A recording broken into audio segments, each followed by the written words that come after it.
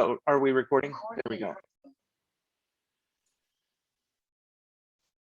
All right, Western Hills Water District meeting of the Board of Directors, Wednesday, October 13th, 2021. It is 7:02 p.m. We are reconvening to open session. There is nothing to report on actions taken during closed session. We're going to move on to action number 5. All matters listed hereunder shall be acted upon by a single vote of the board. There will be no individual discussion of these items unless a member of the board or the public so requests, in which event the matter shall be removed from the consent calendar and considered as a separate agenda item. So I would like to make a motion to approve of the September 2021 checks and warrants. Also the approval of the minutes of the regular meeting September 8th of 2021 and the special meeting September 29th, 2021. Do I have a second? All right, all in favor? Oh wait, Linda is unable to speak. Oh, there you go, Linda. There we go. Okay. Are you good? Yeah, I'm good. Okay, cool. So we have a second, all in favor? Aye. Hi. Okay, let's do a roll call on that aye, just to be safe. Chris, what are you? Aye. Zachariah? Aye. Linda? Hi. Julie? She was just booted out of the, I see her on, but Coming back she's in. not unmuted. she's coming back in. She I'm- just got in. Oh, okay. Okay, right there. Are you an aye? I'm here and I. And I'm an aye. Okay. All righty. Moving on to the action items. Consideration and approval of resolution number 2021-17, a resolution of the Western Hills Water District approval for expenditures of approximately $139,493.42 of Diablo Grande Community Facility District Number 1 Melrose bond refinance proceeds for the payment of immediate Western Hills Water District expenses. Do I have a second? I have a question. Yes. Is this to cover the September checks and warrants balance? Yes, and Got it. all of the legal fees that are included in your packet of information. Duly noted. Yep. Okay. Just making sure. That run back until when? How far back? Sorry, do go those ahead. I think till How March. far back do those go? The legal expenses all the way Yes. back till March, I believe. Yeah. Okay, that makes sense. So do we have a second on that? Oh, yeah, I'll second that. All in favor? Aye. Aye. Did I hear Linda? Linda, were you an aye? Hi. Aye, okay. And I'm an aye. All right, next is consideration and approval of resolution number 2021-18. It's a resolution of the Western Hills Water District approval for expenditure of approximately 19,006. Wait, is that number correct? No. No. No. It's believe that's $19,606.25, correct? Just one too many zeros in there. Yeah. Yeah, we need to strike one of those zeros. Of Diablo Yeah, the comma's in Grande. the right place. Wait, what? I said the comma's in the right place, which is the most important part there. Yes. And this is from the Melrose refinance bond proceeds for the payment of Goodwin Consulting Services. And Mark, if you could just briefly let the community know who Goodwin Consulting is and what they've been consulting. Oh, he can't. Can we unmute Mark? Mark, yeah, let me see if I can get him. There he is. Hear me? Yep, we can hear you. Goodwin Consulting is a firm that analyzes and manages the Melrose bond. And they're the ones that report as far as when someone pays off their bond, then it gets removed and stripped from the county tax rolls. And also they do the analysis as far as what's owed. They do a lot of interaction with the Bank of New York, Mellon, as far as the payments that are done. And when I receive payments from Stanislaus County that we pay, they're the ones that analyze and understand where it goes. And then the Bank of New York Mellon, they send the money off to the clearinghouse that pays the actual bondholders. So there's a lot of work that Andrew Baffner does for us. And this bill is for the entire year's worth of service. Excellent. And just to plug this, since we're talking about Goodwin, all money that is paid by the homeowners here in Diablo Grande as their Mello-Roos payments, they're paid to the county. Many of you pay it in your mortgage payment. Some of you pay it separate. But when you make your payment to the county checks off that you have paid your Mello-Roos. That money then comes through the water district. It is a pass through. They send us a check and we immediately deposit that money to the Bank of New York. Correct, Mark?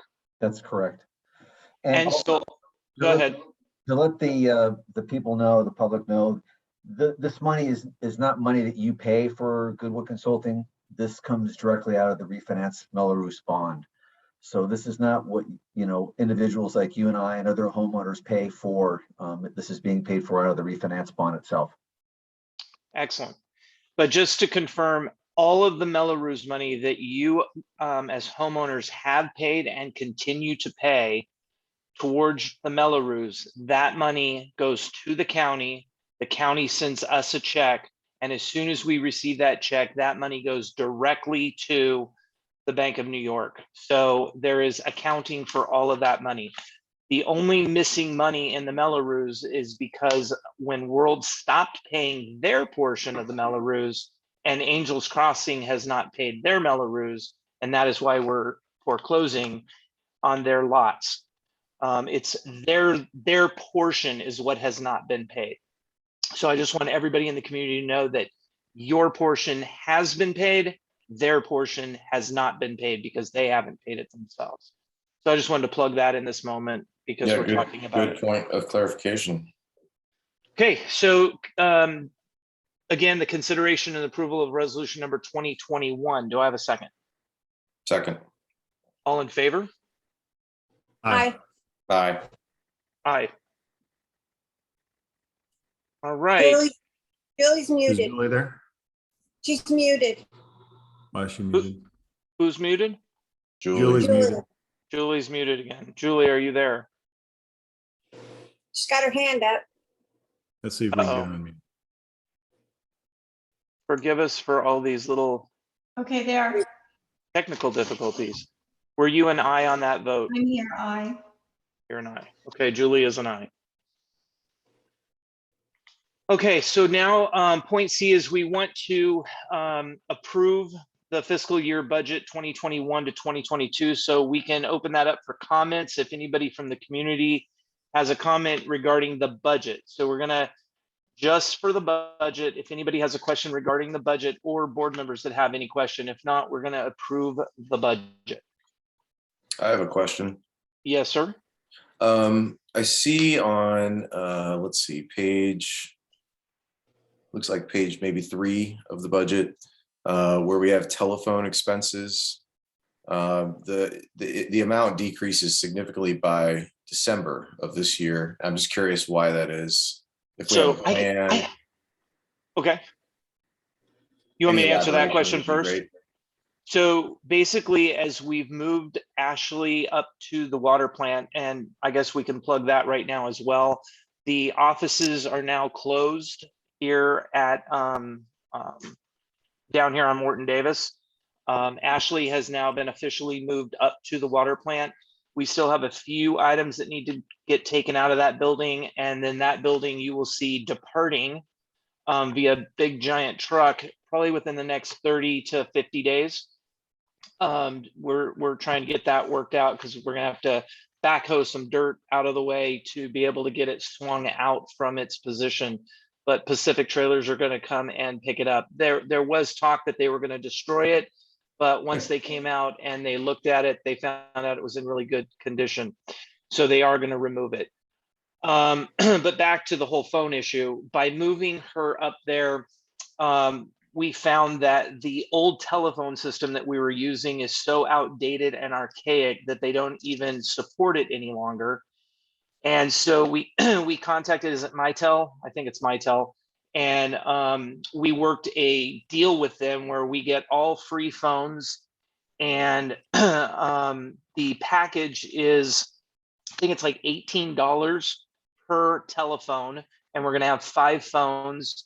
And so there's going to be about a $99 a month payment, and we won't need Frontier any longer for telephone usage. So we're going to be getting rid of all of the crazy expenses through Frontier, and we're going to have a really much cheaper phone bill moving forward. So that's why you're seeing Fantastic. those prices change drastically. That's great. Dovetail nicely with the presentation later. I'll just let everybody else talk for a minute. I'm still reviewing some of this. Okay. Any other questions on the budget? Well, I guess, Chris, you better read quick. Well, I got one more. We have the water truck lease at $0, and I'm just not sure why that is. Are we putting it somewhere else in a different container, different bucket? I'll let Ron answer that one. Cool. You have to unmute yourself, Ron. Is he a co-host? There you go. There he goes. Okay, Yeah, start over. okay. So the water truck was actually purchased outright in last year's capital improvement budget, so it was paid for. Beautiful. Or maybe, I don't know who made that decision, but good. Whoever was on the board. Let's see. All right. Well, I'm still just looking it over a little bit for direct questions, but those were the 2 that stood out to me initially. Okay, And I hope everybody knows this is the first time we board members have gotten to talk about this, so that's why it's a little bit of ad hoc.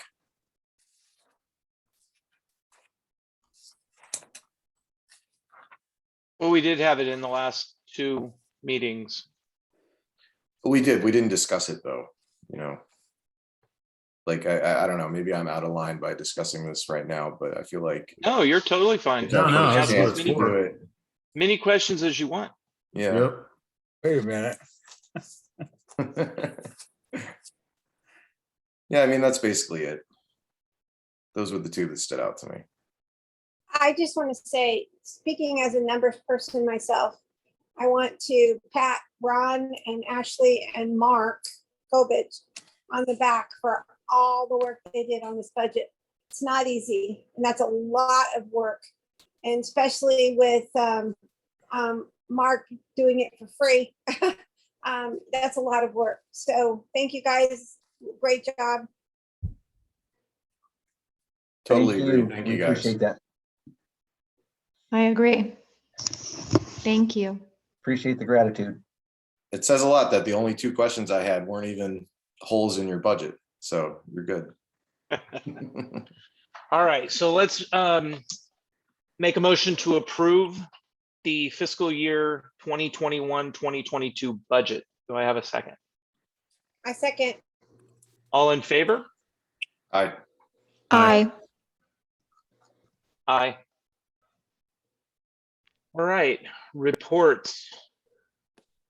We are going to turn the meeting now over to Chris and Mark. We wanted to do another presentation regarding the water rate because we're going to be discussing the water rates again tonight. There will be no vote on the water rate increase this evening. This is another discussion night, but we thought it would be important for you guys to revisit the presentation that we did earlier this year and open it up for some comments.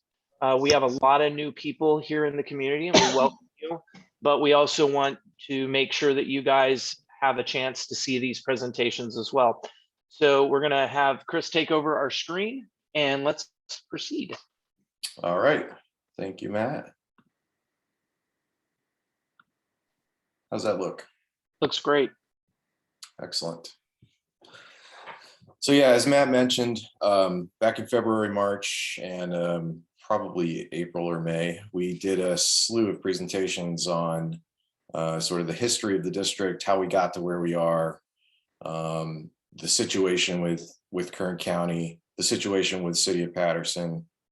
And we wanted to take a minute to review some of that and also have Mark give some commentary on the financial situation with the district, and basically just put it all out there as to why this rate increase is even being considered.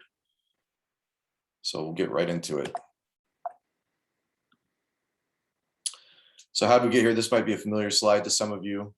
In June 2000, an agreement was established with KCWA. That agreement was put in place by the original developers, Diablo Grande Limited Partnership, who went bankrupt in the recession in 2008. World International picked up the whole development, the entire master plan, in 2009. Sometime in 2020, obviously near April, Angels Crossing received that property under some undisclosed sale agreement. And so Angels Crossing is now the quote unquote developer in charge around here for the Diablo Grande master plan. The original master plan called for 5,000 homes, among other things like a hotel and various retail space, commercial type stuff. Not to mention several golf courses, lots of things. We currently reside in Village 1 of 5, or Phase 1 of 5, called Oak Flat. And that was where 2,000 homes were supposed to be built. Currently, it's only about 600. It's a little bit less than that have actually been built. So the main point about all of that is that the district itself was always designed to be providing water to a built-out community, so that the costs of the water production would be shared among all of the connections. And we just don't have enough connections right now without charging an outrageous $500 a month to everybody in order to make up what it costs to produce clean water up here. So the bottom line is that the district is severely underfunded because there hasn't been any development, and because the developer is not subsidizing the water district as they're supposed to until they finish said development. So let's talk a little bit real quick about the mismanagement of the water district by World. In 2019, due to their inability or refusal to continue developing, or to begin developing, I should say, but to continue the original master plan, World indicated it was no longer going to subsidize the water district. Also in 2019, they ceased making payments for the golf course water that they were using, somewhere around $500,000 worth. In April 2020, as I mentioned, AC acquired Diablo Grande, and via the assignment and assumptions agreement, they agreed to fund the subsidy and agreed to pay off all of World's delinquent bills. A lot of those bills were, the majority of the money there is actually Melrose obligations that they had on properties that they owned here. Unlike you and I, residents who actually pay their Melrose. As you can see, it's just staggering amounts of money, $10 million here, 500,000 there, 300,000 here, 400,000 there, a lot of money. In 2020, because AC did not pay their water bill in the amount of almost $400,000, the ranch course had to be shut off. And as a result of that, we no longer have a golf course. I wanted to take a moment to show you some of the letters and correspondence that we've had. This is all available on the Western Hills website. If you go under Board of Directors, there's an Angels Crossing communications link, and you can read all sorts of back and forth that we've had over the last 2 years with them. In this case, here we have a letter from Don Hale, the Managing Director of Angels Crossing, basically telling the district that they're going to make good on their promises. You can see it's dated April 24th. I won't read the whole letter. It'll be quite boring and rather irrelevant at this point, but basically they say they want to make good on their AAR that they signed. And it's April 24th, 2020, and now we're in almost November 2021, and none of this has come true. This is the actual AAR, which is also available online. And I just wanted to point out, some of you have seen this before, but I'll point out some of these highlighted sections. It basically says sort of the basic history of Diablo Grande here. 2008 master agreement was acquired, or sorry, the property was acquired by certain master agreement rather was put in place and amended, I should say, in 2008.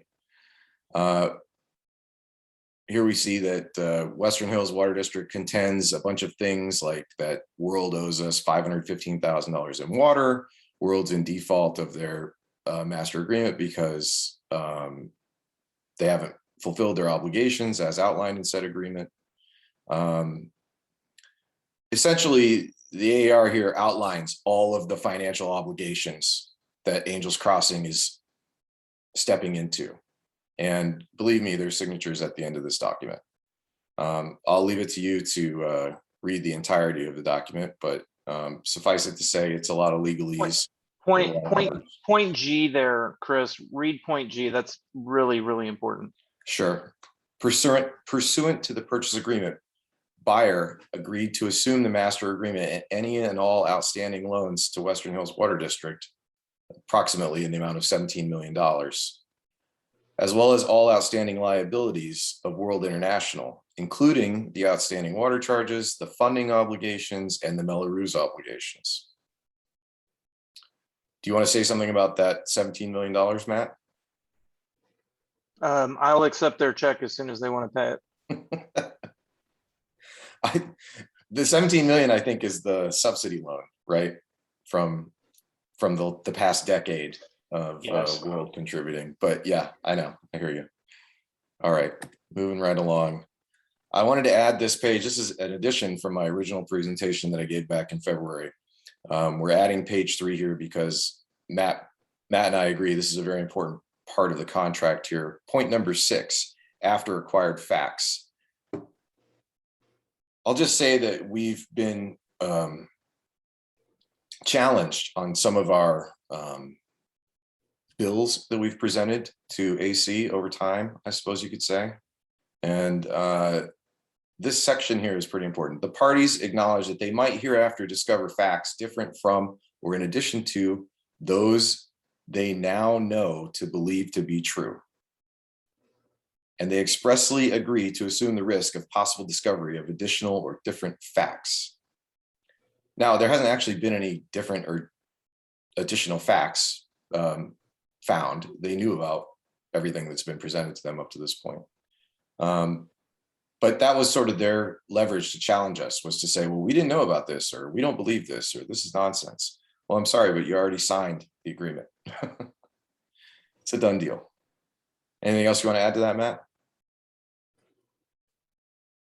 We, as the Western Hills Water District, will accept payment at any time. Excellent. Okay, so let's get into some of the details. I'm sure you all know by now what your water bill looks like, but let's go over the details real quick. There's a base fee that everybody pays that's the same. It's $100.69. That fee hasn't changed in some time. Water usage rate is the dollar amount charged to each customer for every 750 gallons approximately that they use. That's $1.49 for 750 gallons. The storm drain is a flat fee, that's $5. And then sewer, which is a separate entity we'll get into in a minute, is also a flat fee of $55.97. So your total bill is generally around probably $160 and up, depending on how much water you use. Now about that sewer thing. So the city of Patterson is the provider of our sewage treatment service. It goes all the way down the parkway down to the city of Patterson. That was infrastructure built out by the original developers here back before this community was really even established, and at a substantial cost, I might add. Anyways, every 5 years, the city of Patterson does a rate increase on their own schedule. That's just how they schedule it. The important part here is that in 2019, they did a rate increase, and the Western Hills Water District, which is the pass-through payment entity for sewer service here, was unable to raise our rates to be in line with what we're being charged by the city of Patterson. So the city of Patterson upped it to $74.91, and we just couldn't. We were challenged, frankly. We were 218 challenged apparently in 2017. That was sort of the precipice for us not being able to adjust our rate that we charge our customers here in Diablo Grande to match what the city of Patterson was charging us. And as a result of that, we haven't been able to change that rate. So effectively, the district is losing $18.94 a month per sewage connection in Diablo Grande. It's about $130,000 annually if you just do out the math. And So that's if I can jump in on this one, Chris, just a little Yeah. bit. This is why we're doing this tonight. It's why do we need to have a rate increase on the water side? This is an example, a really good example on the sewer side. You know, there's a lot of chatter in the social media from a lot of people saying we're going to challenge. This is the water district's problem. They can deal with this. This isn't our problem as residents. Remember, all of us on the board are residents. None of us belong to Angels Crossing. None of us belong to World International. We are all residents. We all live here, and we're all affected by this as well. But this is a perfect example. Patterson raised the rates to $74.91, but a group of folks here in this community challenged that and said, that's the district's problem. We don't want to pay more. And so your rates stayed at $55.97, but the district still owes that difference. And we've been owing that difference. And so it's pardon me, go ahead, Chris. Oh, no, good. You finish up. I got something to add to that. Yeah, so anytime we do have that 218 challenge, but the spirit behind the 218 challenge is if we were part of Patterson, because if we were actually part of Patterson, they didn't challenge that rate. And we would have just, the rates would have changed. But because we're this unique situation up here, we're separated. We got to challenge. Nobody wanted to pay more, but now the district is behind in the money. And so it's really important for everybody in the community to understand how this all works, because it's important to have that in your understanding when you go to challenge. Absolutely. And to Matt, be I'd like clear, to say something about the I was sewer going to rate. add that too, Julie. I know exactly what you're going to say, Yeah.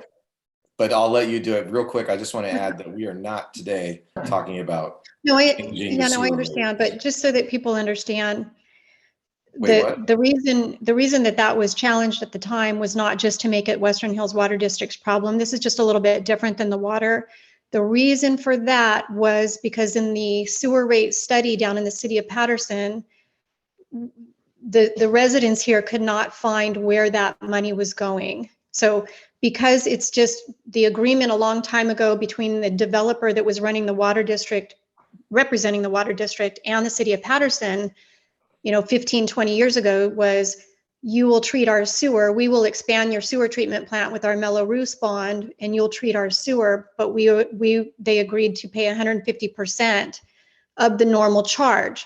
So in other words, if the city of Patterson residents approve $100 a month for sewer, we are going to have to pay $150 unless we vote it down. So it wasn't nefarious on the part of the residents. It was, where's the money going? Is it costing that much more? Because we pay for the pipeline that goes down the hill, and we did pay out of our bond fund to expand that sewer treatment facility. That was the reason, so that everybody kind of understands the historical. Sure. And those are good, valid reasons why it was challenged, but nonetheless, the district went into debt big time because of it, and that's Right. the problem. Because Well, Patterson the didn't problem. change their rates based on Right. our challenge. I would also like to point out that the district was at the time still being subsidized by World. Correct. And this money was effectively going to cost them, not the district, right? Correct. Good point. But now it costs us. It costs us residents Correct. here because we are the district. We don't have a developer subsidizing any longer. That's correct. That's my main point. We don't Yep. have anybody to offset this 130,000. In fact, we don't have anybody to offset the 2 million we lose every year. And to Julie's point that she made, which is a really good one, if World International was doing what they should have done, is they would have forced Patterson to deal with the issue that Julie just brought up. But they didn't. They just threw money at it instead of really taking our challenge seriously and really going down to Patterson and saying, hey guys, our people challenged this and there's just reasons. Why are you charging us what you're charging? They never did any of that. And so unfortunately now we're where we're at and we don't have a developer subsidizing and we have to pay. Sure. They could have also developed and that would have taken care of the problem as well. Well, there's always that. Well, I think when you consider, like, if you're considering like CPI or any rate increases, it's different. I think that the people would look at it a little bit different. Say it was $25 like it was back in 2005. Then you're paying 150% increase. It's not that much more. But once you start getting up to where they're paying $75 to $100 for their sewer, and then we're paying an extra $30, $40, $50 on top of that, that was the question was, where is the money going? Where is taxpayers' money going? And that was just kind of the concern is how far will it go up without us being able to determine where the money's going. It wasn't in the rates study for the city of Patterson, and I think that was the question. And the good news for the community to hear is this board is addressing this issue with the city of Patterson, but that will be for another meeting. Correct.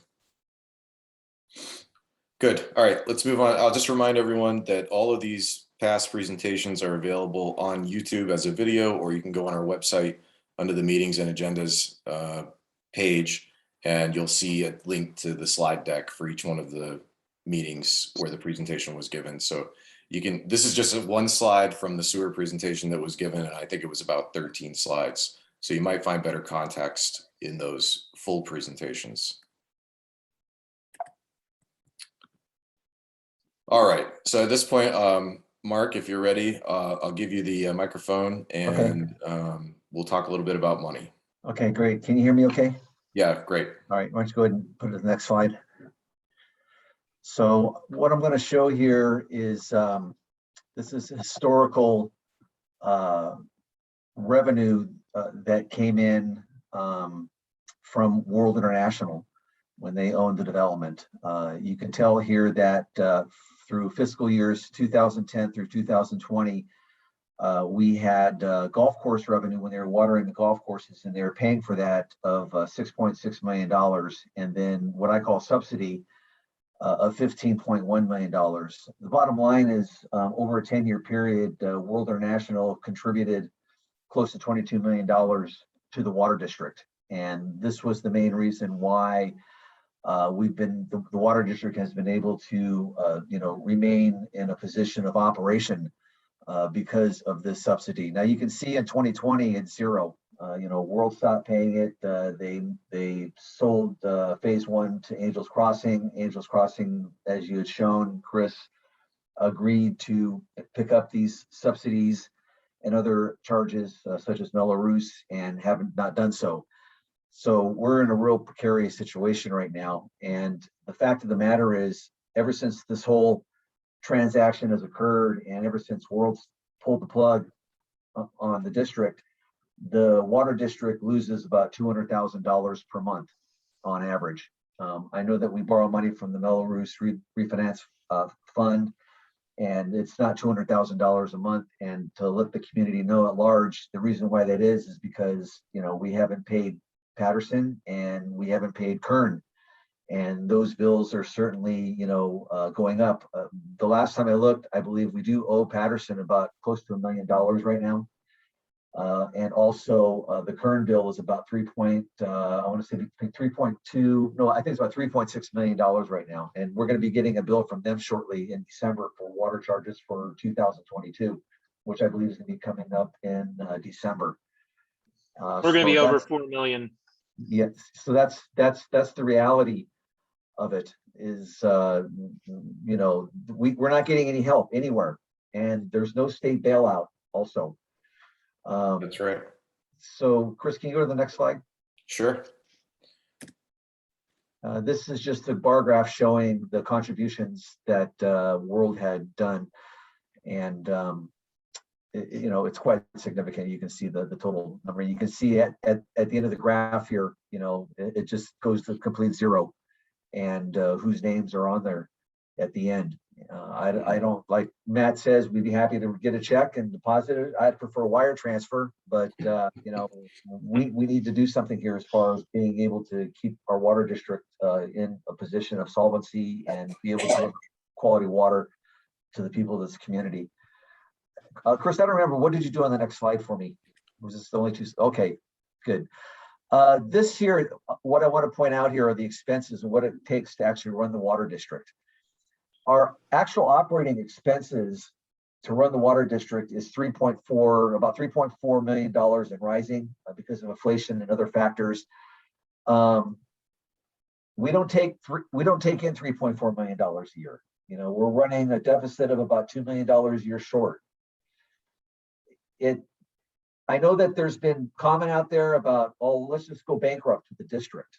It's not going to solve the problem, because it still takes $3.5 million to run the district. And we only take in so much money per year from the current customers we have, which is 590 homes. So bankruptcy does us no good.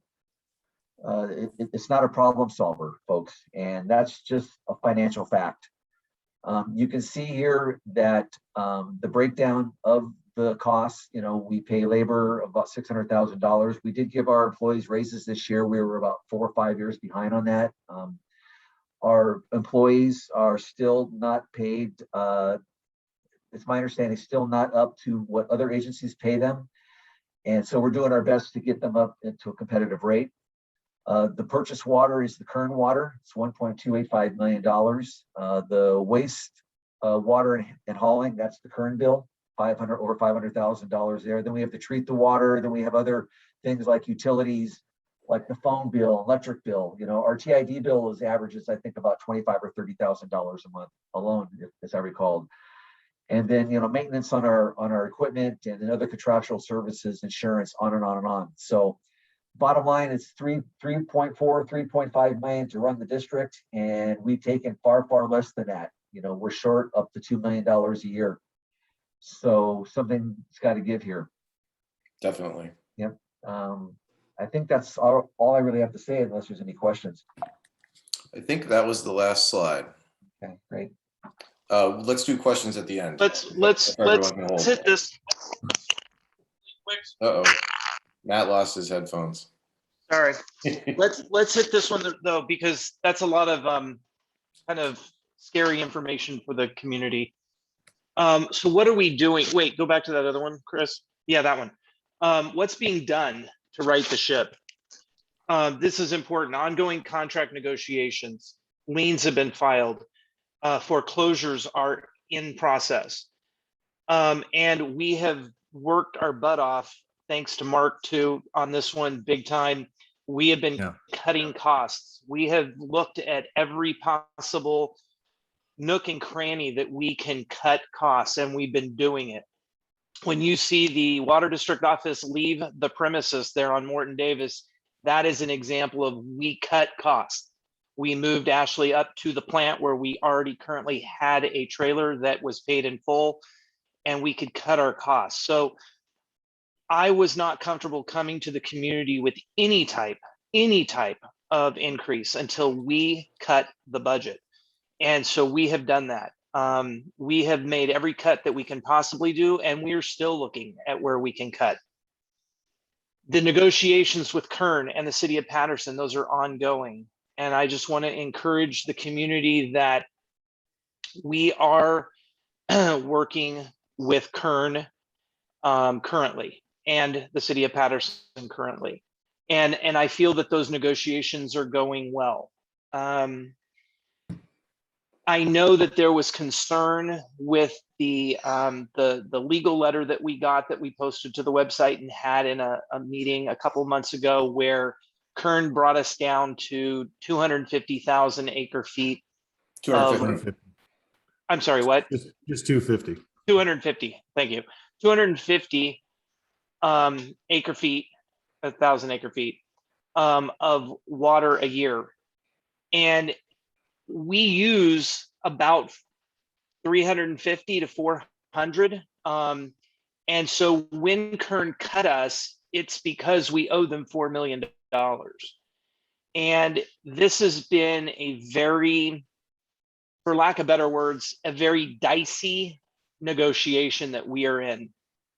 And so we came to everybody in the community and we said, hey, Kern's willing to work with us. We are in negotiations, but they also are not wanting the debt to continue to climb. So they cut us. You know, we also are in a huge drought here in California this year. And so when they cut us to 250, we had to make some serious cuts. And we explained to the community, it's important for everybody to conserve water. We want to be respectful to Kern. We want these negotiations to go very smoothly. And there's nothing worse than kind of smacking around the person who's trying to be graceful and give us, you know, grace. And so we've asked everybody in the community to please abstain from using water needlessly.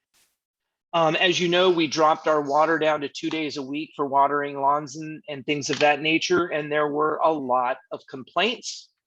And so we asked everyone during these 100-degree times, we would go back to 3 days of watering, but to use only 2 days of watering amounts. But it would allow you to sprit, you know, put some water on your lawns or whatever, so landscaping wouldn't die. Honestly, there's a lot of you in the community that have not listened. You've not accepted the seriousness of our water situation. So we put out a notice in all of your bills that said, hey, at the rate we're going and the water we're using, we're coming to the point where we're going to hit that 250 limit. None of us know what Kern's going to do when we hit the 250. Anyone that tells you that they know, I'm telling you, they don't know. None of us knew. We hope, we kind of feel like this wouldn't be good for Kern to turn off the water, but legally they have the right to, because we're in a contract with them. They're not supplying you the water, they're supplying us the water. And we don't fall into that whole thing of, you can't cut water off to a customer. We buy wholesale from them. You are our customer and we wouldn't turn off your water, but if there's no water coming up the hill, there's no water to pump to your house. So it's this real dicey situation. I can tell you, and I can report to you, we have passed the 250,000 acre foot limit that Kern opposed on us. Good, Ron? It's Did you- 200. You keep saying 250,000. It's 250 Acre acre feet. feet. Yeah, sorry. I have so many numbers in front of me. I'm sorry.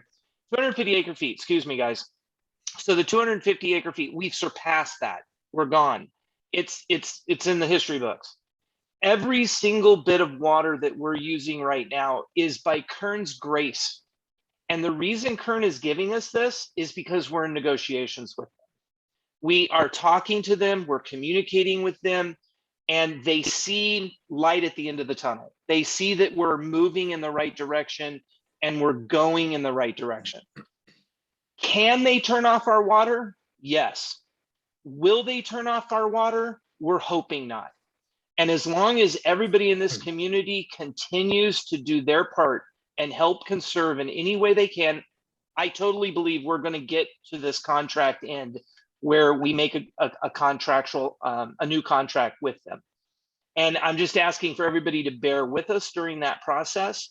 Kern is being extremely graceful. They're being I'm very thankful for how they're treating us.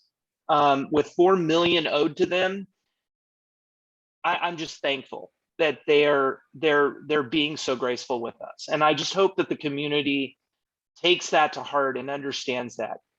So for those in the community that are worried that the water is going to turn off tomorrow, I don't believe that's going to happen because we're in negotiations with them. We're talking, we're communicating, and I believe the water is going to continue to flow.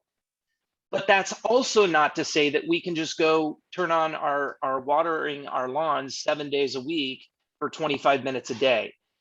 We need to be respectful during this period where we're in negotiations. And so I'm appealing to the good nature of our community that you would please turn off your water. I mean, we're more in the cool weather now. Use it sparingly, and let's show Kern that we are thankful for what they're allowing for us. And let's band together as a community and let's do what's right. And that's pretty much all I have to say on that. The negotiations are going well. I can say that to you. I'm very confident that we're doing good in the negotiation process, but we still have a ways to go. The blessings are in the details, and we're working on those details right now. Very good. Thanks, Matt. I would like to put a point out there later on about watering and irrigation. So we'll get to that after the presentation. And Gerald and Darlene Williams will get to your question right after the presentation, I think, if that's correct, Matt. Who? Somebody has their hand raised. Oh, yeah. Can you lose the, I can't see anybody because of the share. Well, I don't want to take questions right now because we're right in the middle of the prezo. How about afterwards? No, I don't think he's saying to take, I think he just can't see the, he can't see the guest. Oh, I just don't see anybody's having their hand up. I can't see any of that. Oh, maybe I'm special because I'm presenting. That's cool. But are we continuing with the slide presentation then? Yeah, I'm just letting them know we'll get back to them. Oh, gotcha. They're first in line. So keep your hand up, Gerald and Darlene. Yes, please. All right. So here's a slide from the presentation that our water rate study consultants, HF&H, gave last meeting. And this shows effectively a comparison versus that slide I showed you earlier that demonstrates your current bill with the $169 base rate and the $1.49 per 750 gallons. This new proposed rate schedule, which we as a board should discuss further, obviously, in a little bit, basically changes the base rate to $134.99, and it creates a 4-tiered usage system. As you can see, tier 1 does not change very much. It goes from $1.49 to $1.88, which is you may not even notice that if you use one less unit or one more unit per month. It's a couple dollars difference probably. But once you start using more than 6 units per month, the rate's going to go up to $2.57. I'm not going to walk through all of this. You guys can read. You can see that the levels change and they get more expensive progressively. This is in line with a typical municipal water provider charging schedule. It is something that this district has never done to my knowledge, but probably should have a long time ago, considering how much water actually costs in the state of California. Next slide is trying to demonstrate to you, and again, this is from our consultants, but it's trying to demonstrate what this rate increase would do for the district. As you can see, it's going to add approximately 400,000 plus to our revenue stream, which is fantastic. At this point, any dollar helps, considering we're running $2 to $2.5 million behind every year. This kind of breaks it down by base rates, tier usage, and then the commercial usage, which is of course the common areas and the park and such areas that are paid for by the HOA. So approximately 480,000, they say here, we would go up in terms of revenue, which is great. It's still nowhere near, obviously, what we need as a district. But but it is substantial. It's almost 50% more than we make today, which is huge. And I would throw in there, Chris, that this is for our current, like buying 8,000 acre feet of water, but only getting 400. This is based on those numbers. So as we finish our contract negotiations with Kern, the new number will be very different, which will change all of this drastically. And there will be even a bigger savings. We will still be in a deficit, but it will be much better. Oh, sure. Yeah. The contract negotiations will change us from running a 2.5 million deficit every year to probably, who knows what, maybe hopefully way less than that, right? Substantially less than that. So yeah. Less than 1 million or right around there, probably. Ideally, who can tell at this point? But the bottom line is the district is looking at, complete dire straits, or we can add some time to our timeline with a rate increase like this. And I think the consultants did a really good job of explaining that. And I'm really grateful that they gave this presentation before, so I didn't have to do it. All right, so real quick, just big bullet points here. How will we use the extra revenue? I don't want anybody to think that this money is just going to get thrown in some bank account, in a savings account somewhere. It's actual operational money. It'll help us stop borrowing regularly from these Melrose refinance proceeds, which, by the way, we have to pay back at some point. It'll help ensure that our day-to-day water making operations are funded, which is the most important thing we can do. And to a degree, less so paying for it and more so just keeping things running at the district. We'll be able to continue our legal pursuits against the non-performing developers we've had. Without the increased revenue, we'll have to continue to borrow from Melrose refinance proceeds, which is a limited amount. I don't know, Mark, if you have an update on that, but last I checked, it was, dwindling fast. Would you like me to comment on that a little bit? Sure, please. At the rate that we're going, I don't see the district sustaining itself throughout next year, honestly, if you do the math.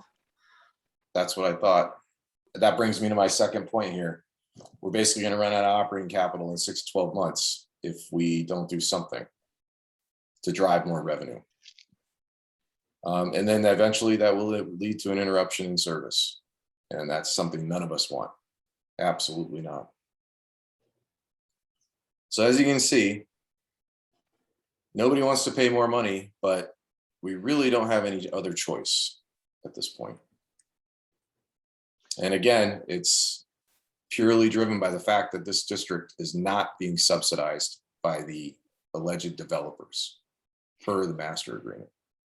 Yeah, and I would just want to add a little bit on that. And that is, I think the community, I think we're at a place where, and this is including myself, we all have to begin to change the way we're thinking.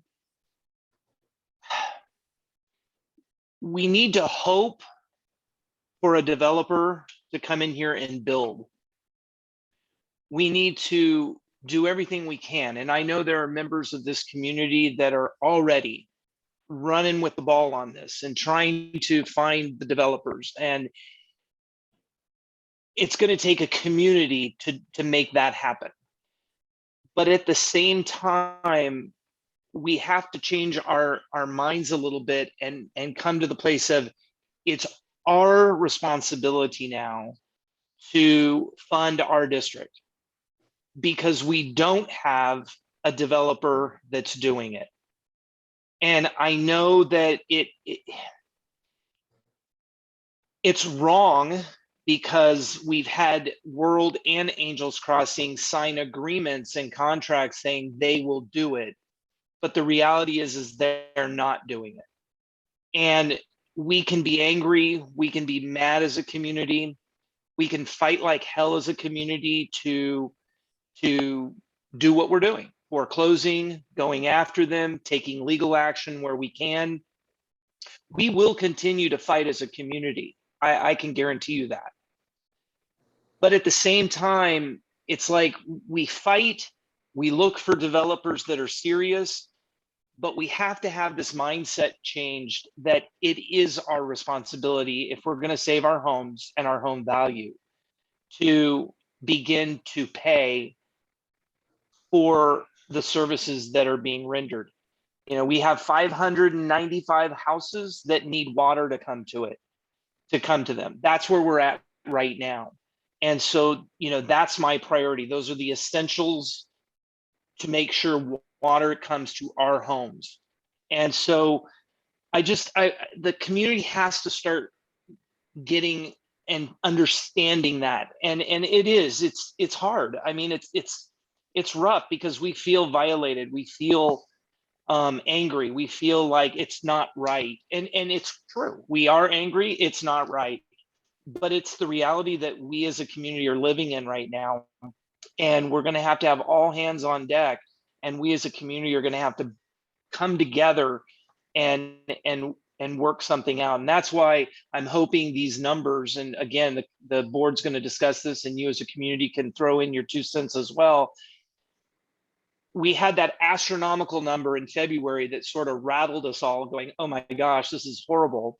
Now we're in negotiations and we're going to be bringing down our deficit. Our cost. But our costs, but it'll also bring down the deficit, but our costs are going to come down. And I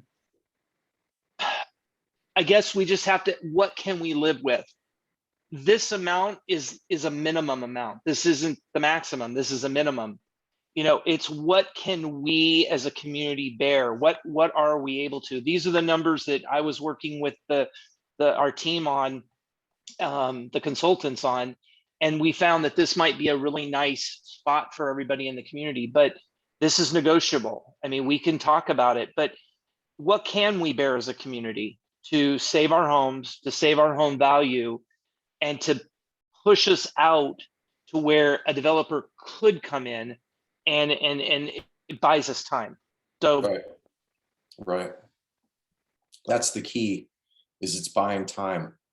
Yeah. And these people who decided not to fulfill their contractual obligations know and knew that it would take a long time to feel repercussions from that on their end. Meanwhile, the district would be starving and we homeowners would be screwed. Point blank. Yep. Anyways, that's awesome points, Matt. And let's talk about that as well when we get to discussing these numbers again in a minute. I think I'm almost to the last slide. All right, a personal slide, I suppose. Why should anyone agree to a rate increase? Like I just mentioned, ACN World have put us in this corner. They've failed to pay their golf course water bills. They failed to subsidize this district. They failed to develop this district. We don't have any other means of income other than who lives here and pays for water. Substantial customer was the golf course, and we don't have that anymore. Western Hills will not be able to continue operating long-term without more revenue. That is a fact. There's no big $10 million grant coming through. There's no special money for our little affluent community. We just don't qualify for any of that sort of stuff. And there is no bailout like Mark mentioned. That's just a figment of everyone's imagination who believes it. Truthfully, and on a more positive note, we all want to see this community continue to receive water, obviously, and high quality clean water. It keeps our property values alive and it keeps us alive. We can't survive without it. Another point of fact is we haven't had a major rate increase since 2011. This district has flatlined in terms of revenue. And I suspect, a large portion of that was pushback from the communities, the previous owners who weren't developing. Why should we pay you more money if you're not going to develop? I totally agree with that. The bottom line, though, is Western Hills Water District is Diablo Grande and DG is Western Hills. They can't exist without each other. It's an inclusive environment. And if we live here, like I live here, like you live here, we have to somehow figure out how to support this water district until such time that a real developer does come in and build this place out. And that's the hope Matt was talking about, that's what we really need to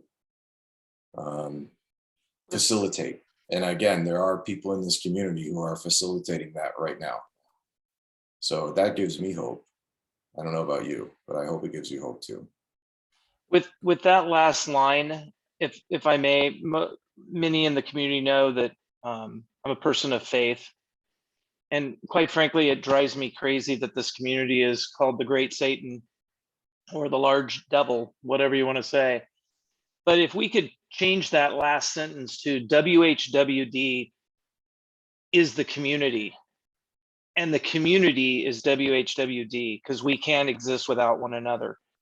I want to see us as a community. You know, and I hope we can all start seeing each other as community members. And we all need water to come to our house, and we're all fighting for the same cause, and we want to see the same outcome. You know, we've been hurt, we've been taken advantage of, we've been lied to, we've been deceived, and all of us feel it in different ways. You know, some of you in the community have a lot of fear. I think today shows some fear with the news agencies that came up here.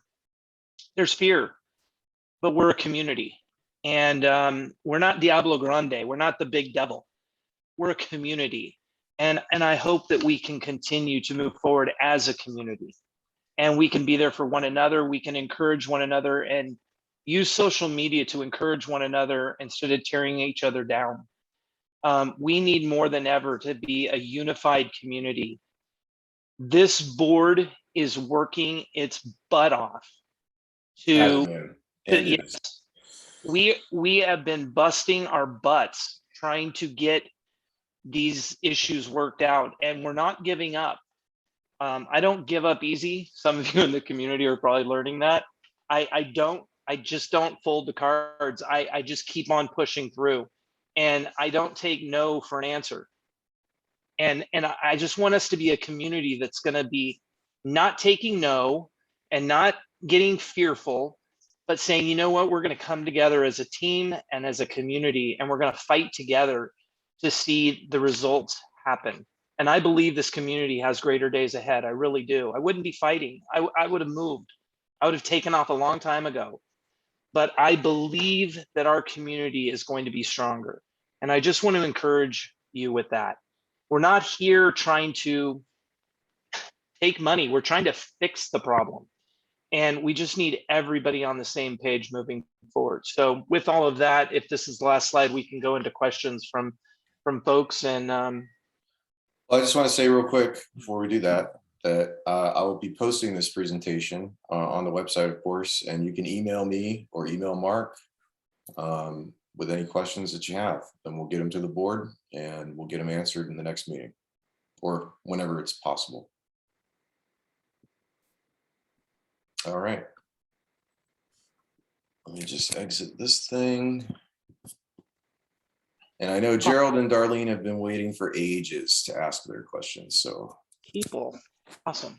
Thank you so much for taking my question here. Actually, I have 3, maybe 4 questions. Do you want me to ask them one at a time, or do you want me to pose them and then you will address them all after I've made each question, or can I I'd have say time? one at a time would probably be best. Okay, so the first one, and let me thank everyone who is trying their best to resolve the issue we have that I know myself and I'm sure no one else here is happy with, but still thanking you for trying to find a workable solution. My first somewhat dilemma and comment question is, I understand conserving, definitely been doing that, but here's my frustration and dilemma with that. I have been up at 1:30 in the morning and 4:30 and looking out my window to see the front yard, which is, I guess, controlled by whoever the HOA has assigned. But on more than one occasion, since many months. I mean, since the last time that you stated how we were going to cut back, how we as residents need to cut back, and that, you know, they were going to regulate the watering of the front and cut that back. Well, almost weekly, I'm seeing a waste of water running onto the sidewalk and down the street. I don't know if it's due to over watering and it's just too soaked, but if we're expected to conserve and cut back, I would absolutely think that that front area, and it's not just my house, I see it across the street, same thing with my neighbors, that the water's hitting the sidewalk and running down into the street, into the drain part, and just rolling down the street. So that is my first comment and question that is very concerning to me, that, and I don't know if it's happening to other neighbors, but we can, as you said, control the back and also what we're using in the house. But what happens when we see this kind of waste? And I know that I'm paying for that water on the front that's running down the street. So that's my first question. So you make a, Matt, I think I can address that. go ahead. I look at the bills and I know that you're talking about the HOA bill, that's the common areas. I can tell you that the HOA bill, it has decreased and there has been conservation going on. Maybe we could do a better job at it, but I just want to let Darlene know that the consumption rate, at least what the HOA uses, has been decreasing over the months. Yeah, Okay. and just so you know, I think a lot of the water runoff can be from two things. First, the ground has been very, very dry. And so when the water goes on, it's not really soaking down. It hasn't been aerated enough. And so therefore you get a lot of water runoff from that. And then the other thing is, and a lot of people don't know this, but in the front of your house, right next to your sidewalk, there are drains and it's draining from the backyards. And there are some folks that are watering a lot in their backyards and it's going through the drains and it's coming out and onto the sidewalk. That's not everything in every situation, but in some cases that is some of the problem, because we've sent our teams out and we have found that it's backyard watering doing the runoff. So there's Right. that, and then the dryness is another possibility. Okay, well, I would like to see that maybe brought under a little more control. I absolutely know it's not my backyard coming off because I'm barely watering it. But okay, so I would like to see that addressed and hopefully, you know, brought under a little more control so we don't, while we're trying to conserve, and this is like you said, Yep. not just me, but the whole community. While we're expected to do our part, I would want the rest of whoever is controlling that out front to do their part to make sure every little bit is being conserved and not wasted.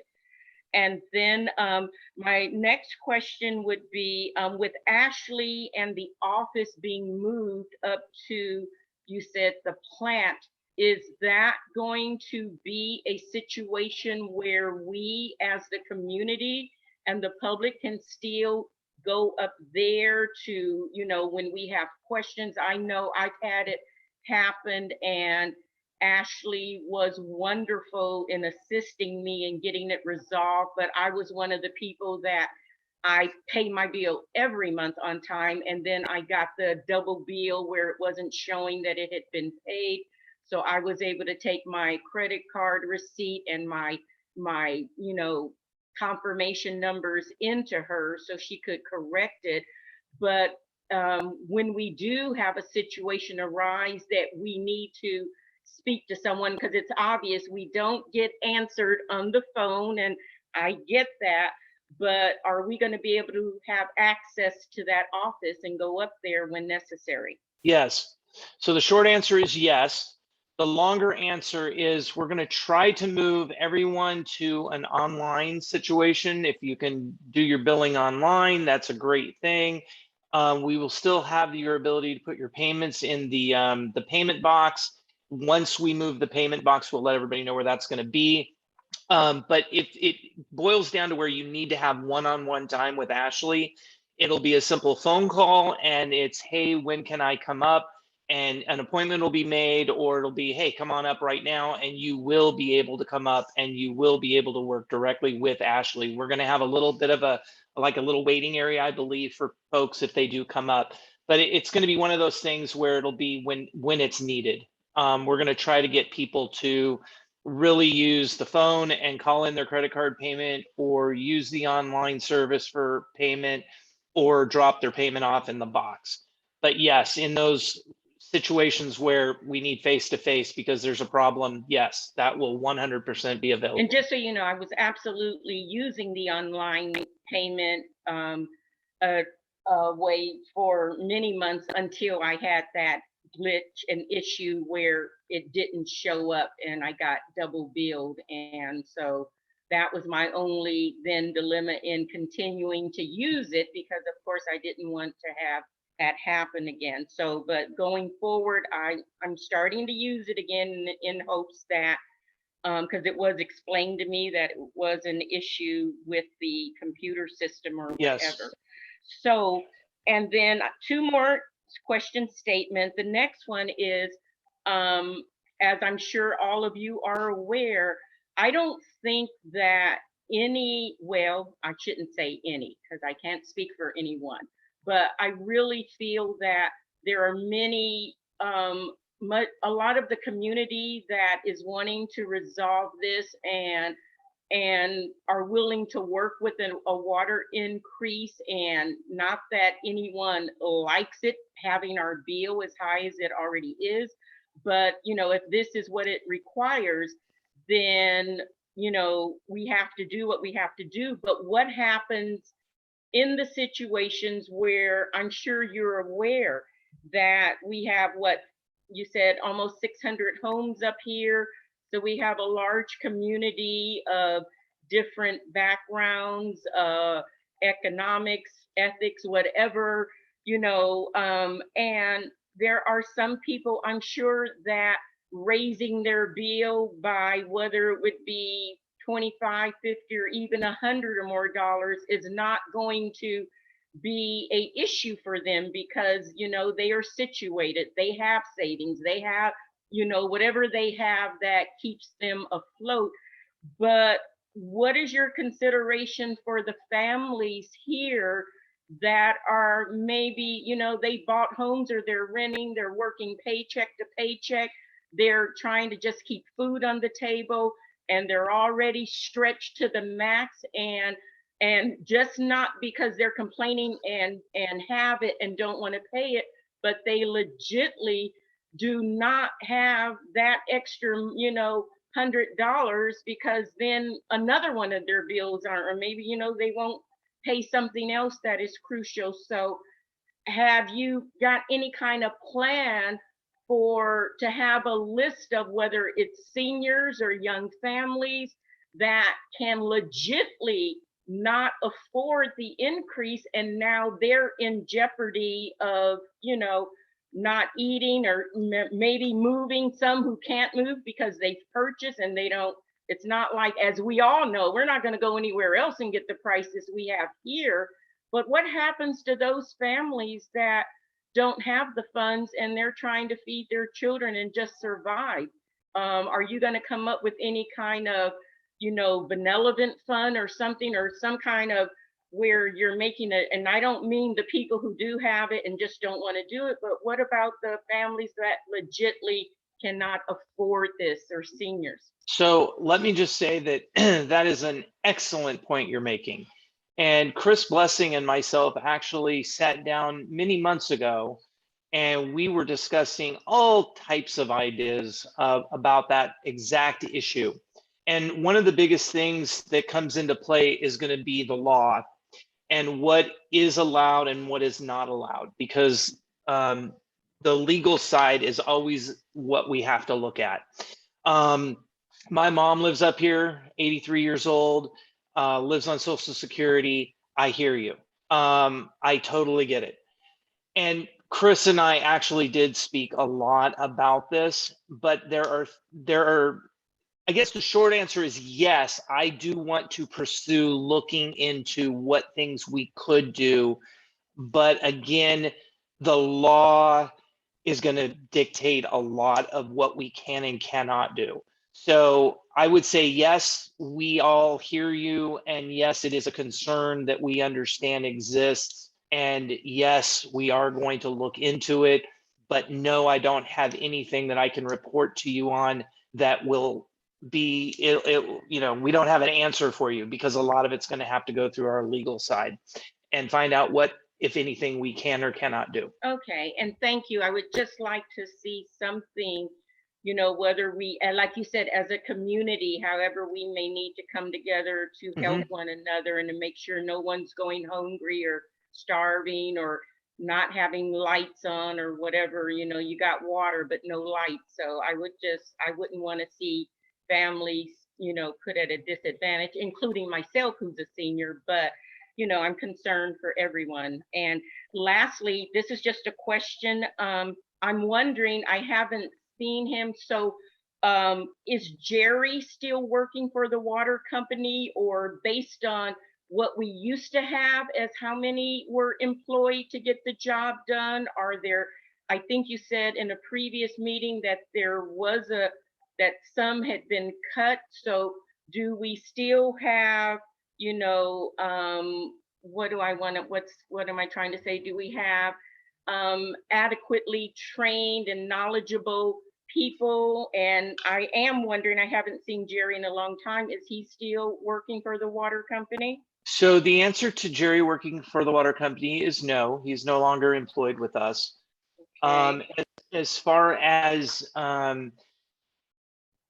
do we have adequate people? Yes. And we have Ron, who is here. Ron, maybe you can explain who we have on staff and what they do briefly,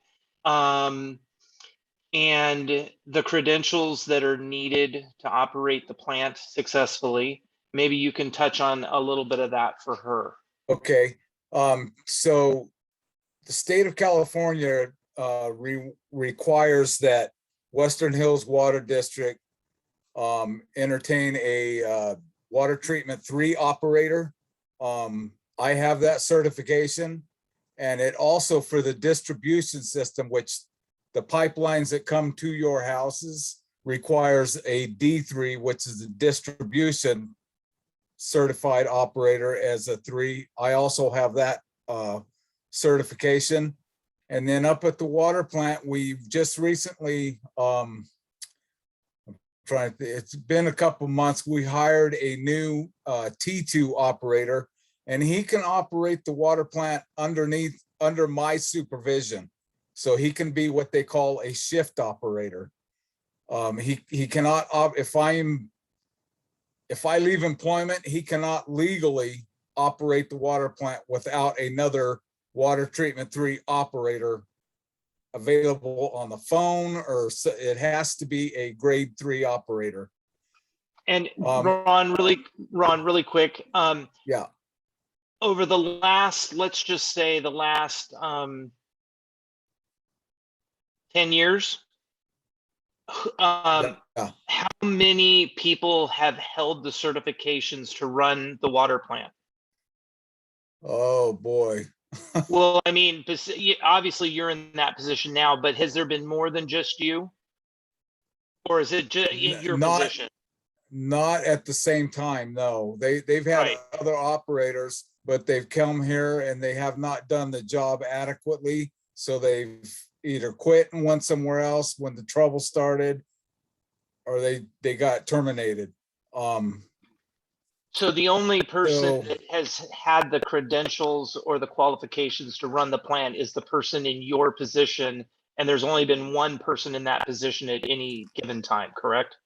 Yes. And how long have Yes. you worked for our district? I've worked here for 2 years before, and then I came back and I've been here almost 3 years. February will be 3 years. Perfect, thank you. So, and then we have a young lady that works in the lab. She does all of our day-to-day lab work that the state requires us to do, and it's quite extensive. We have to do it on the raw water, the finished water, both of the filters, the clear well, the zone 3 reservoir. So it's constantly that she's doing sampling and testing throughout the day. And then we have Darren, who you guys see in the water truck. We have to disperse the water on the roads, and now we're using it to water the common interest areas, the park sometimes. And then there's Jaime, who is my right-hand man. He is the supervisor under me.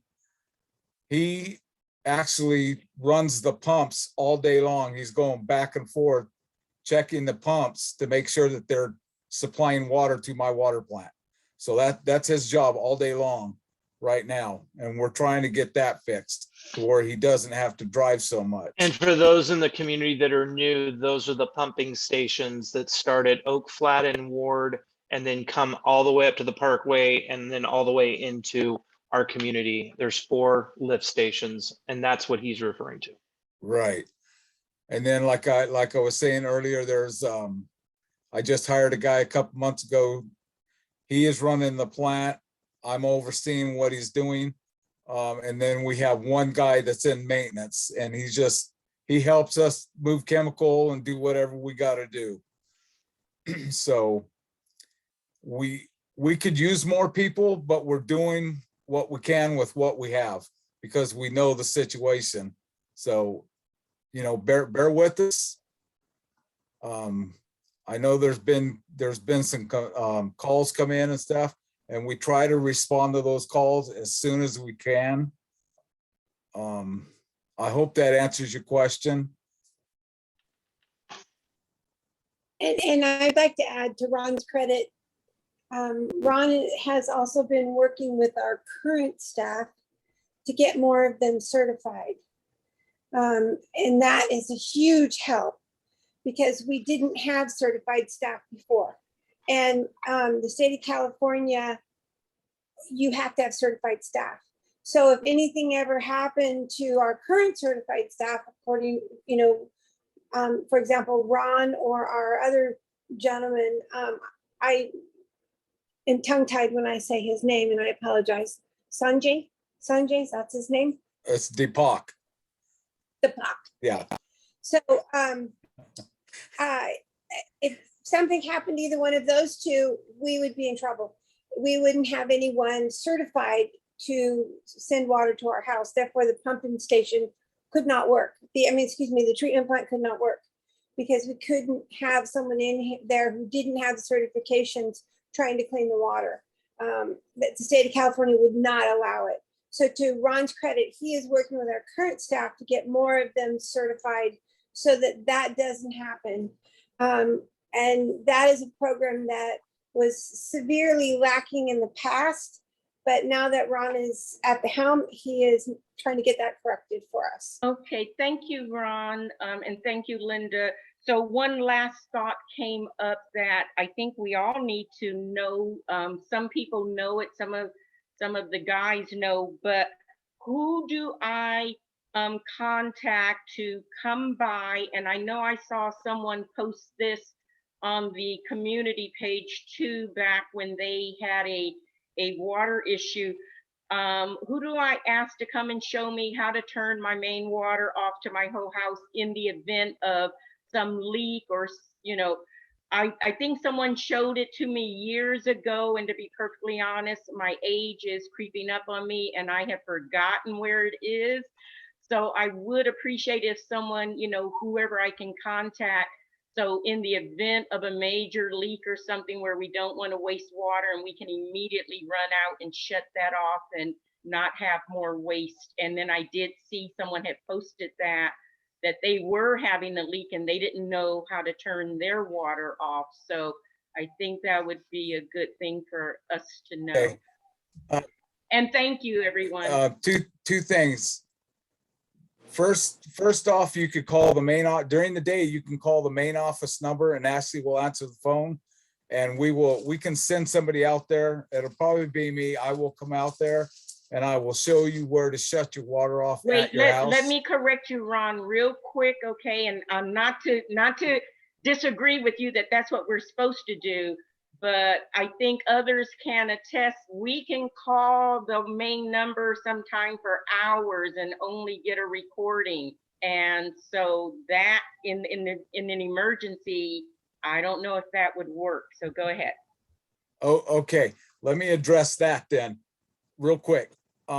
If it has been in the last 2-3 weeks, we have been in the process of moving Ashley up to the office, up to the water plant, and therefore we've had to leave messages because she was still working out of the main office, and Frontier moved the phone lines up to the water plant.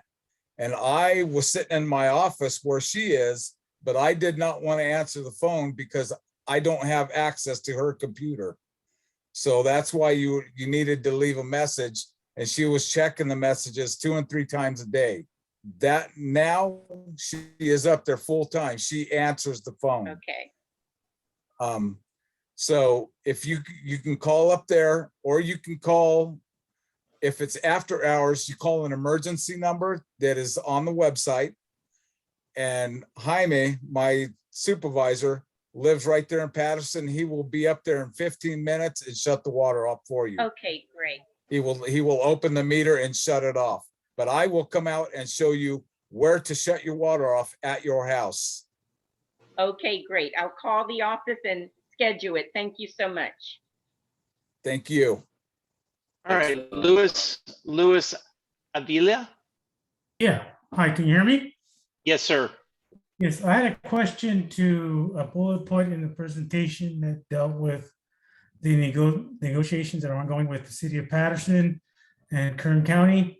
You mentioned that the negotiations are going well. My question is, could you provide more detail?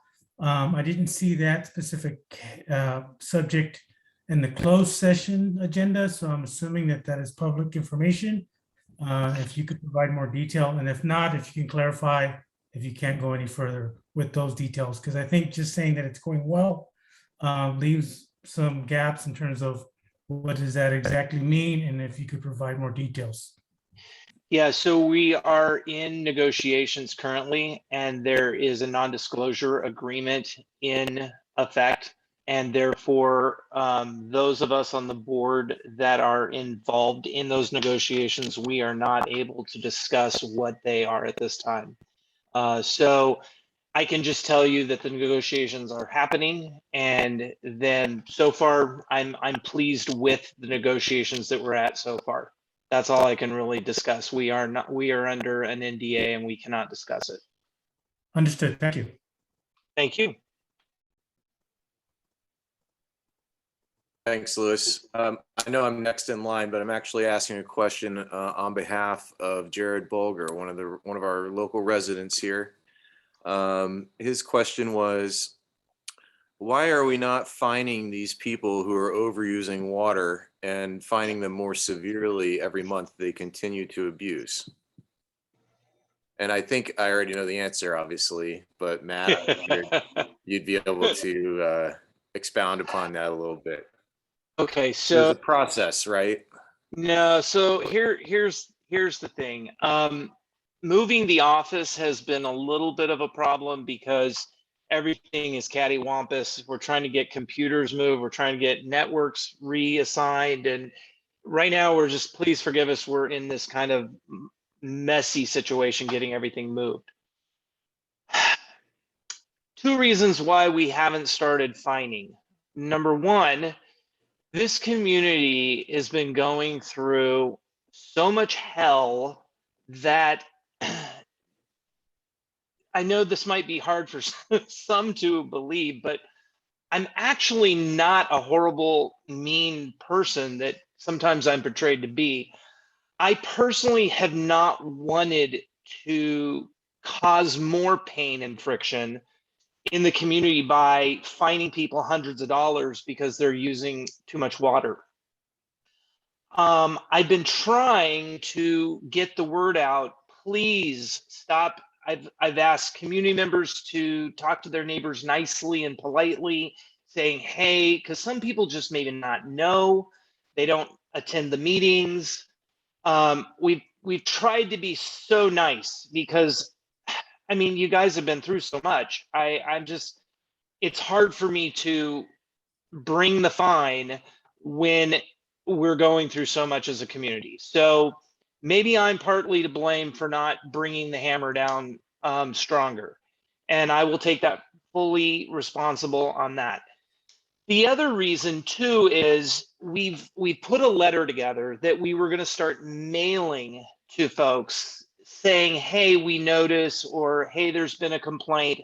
Hey, we've seen it with our own eyes, because many of us walk the community. I've been walking in the evenings, and it's making my head explode how many people are watering their lawns late at night on non-watering days. So we've been taking account to all these homes that are doing this, and we're going to have Ashley begin to send that out. Problem is now watering is going to probably start lessening. Every time you send a letter, it costs money.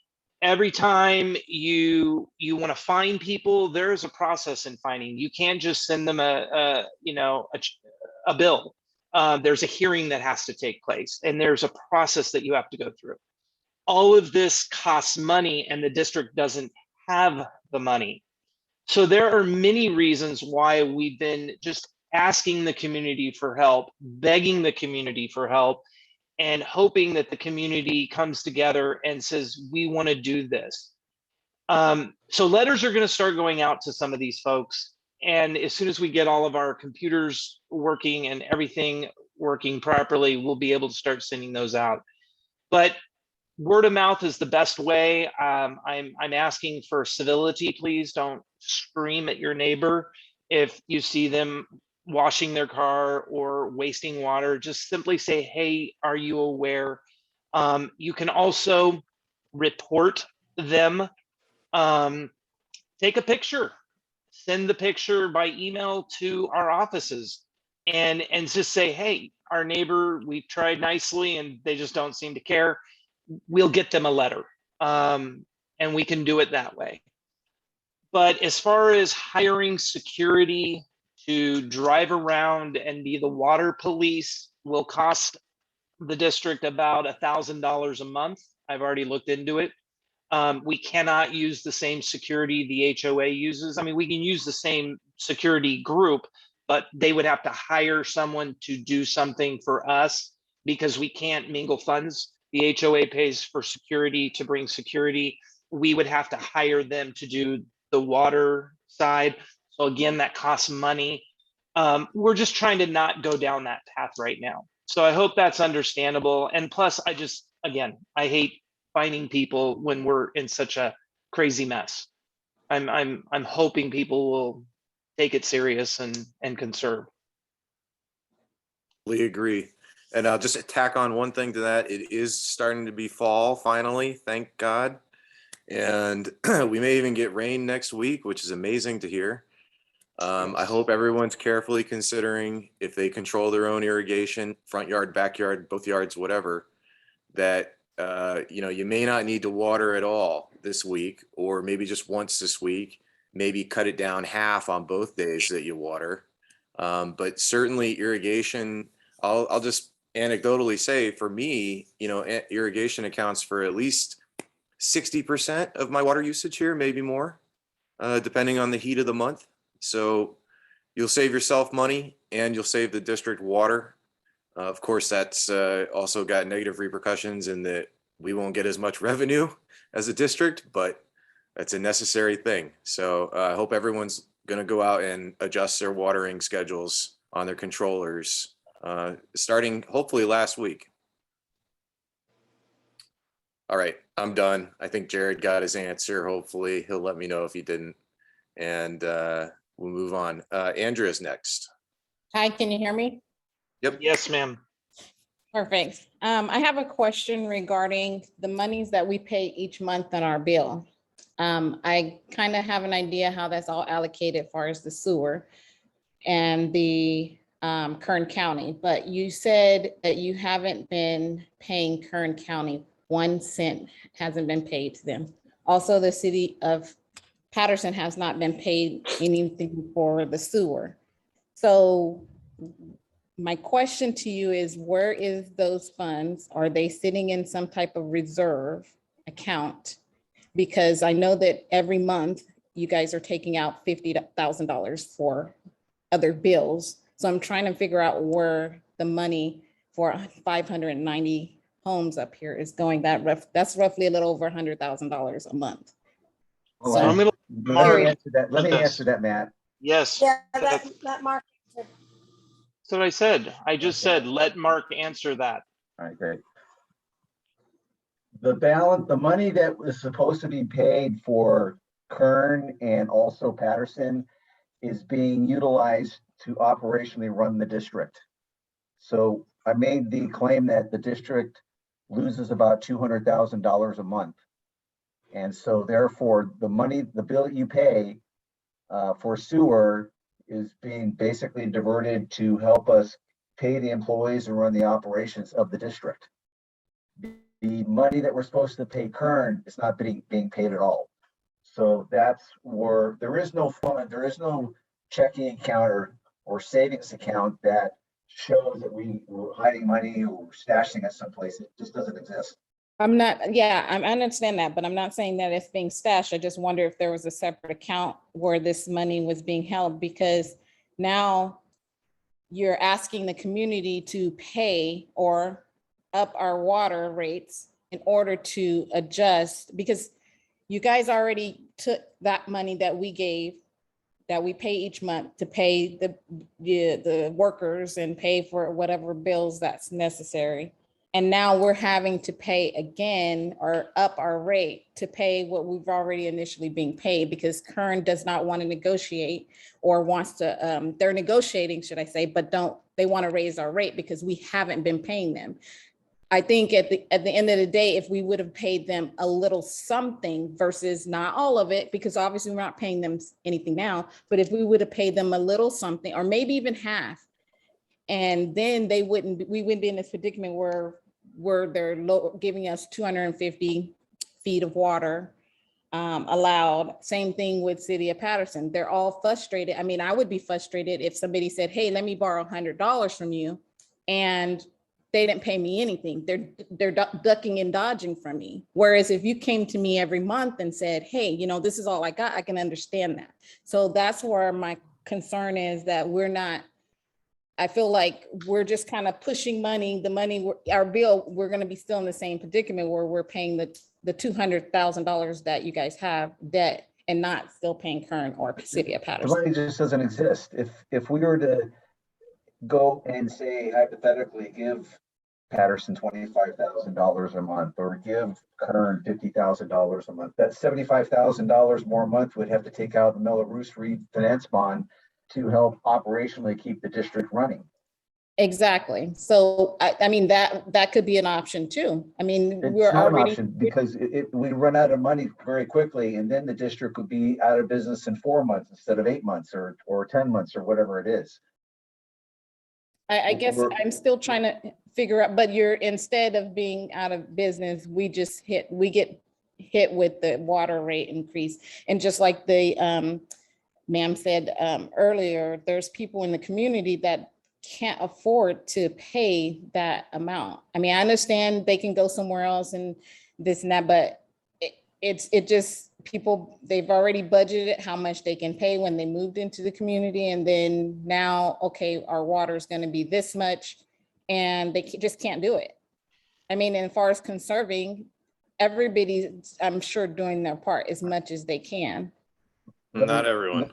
Let me go over it Well, again. you can't just say that though. You guys are saying that. I mean, you guys say, hey, I'm not conserving, but I do things to, here to conserve. I mean, nobody's here to know how many times I run my water here, how many times I take a shower, how many, we don't know that because we're not in these households. Yeah, you can go look at their meters and go, but they might have 8 people in their household. I don't know that. So we can't say, oh, your bill is this, but those people may have been conserving this whole time. They have more people in their house. No, I'm just talking about the irrigation side of things. And I think Mark's point is basically, Andrea, we have a set amount of expenses every month, and without developer subsidy and without golf course revenue and without vineyard revenue, we don't even meet that today at today's rates that we are all paying. This district does not meet that expense every month. That's why we have to keep borrowing $50,000.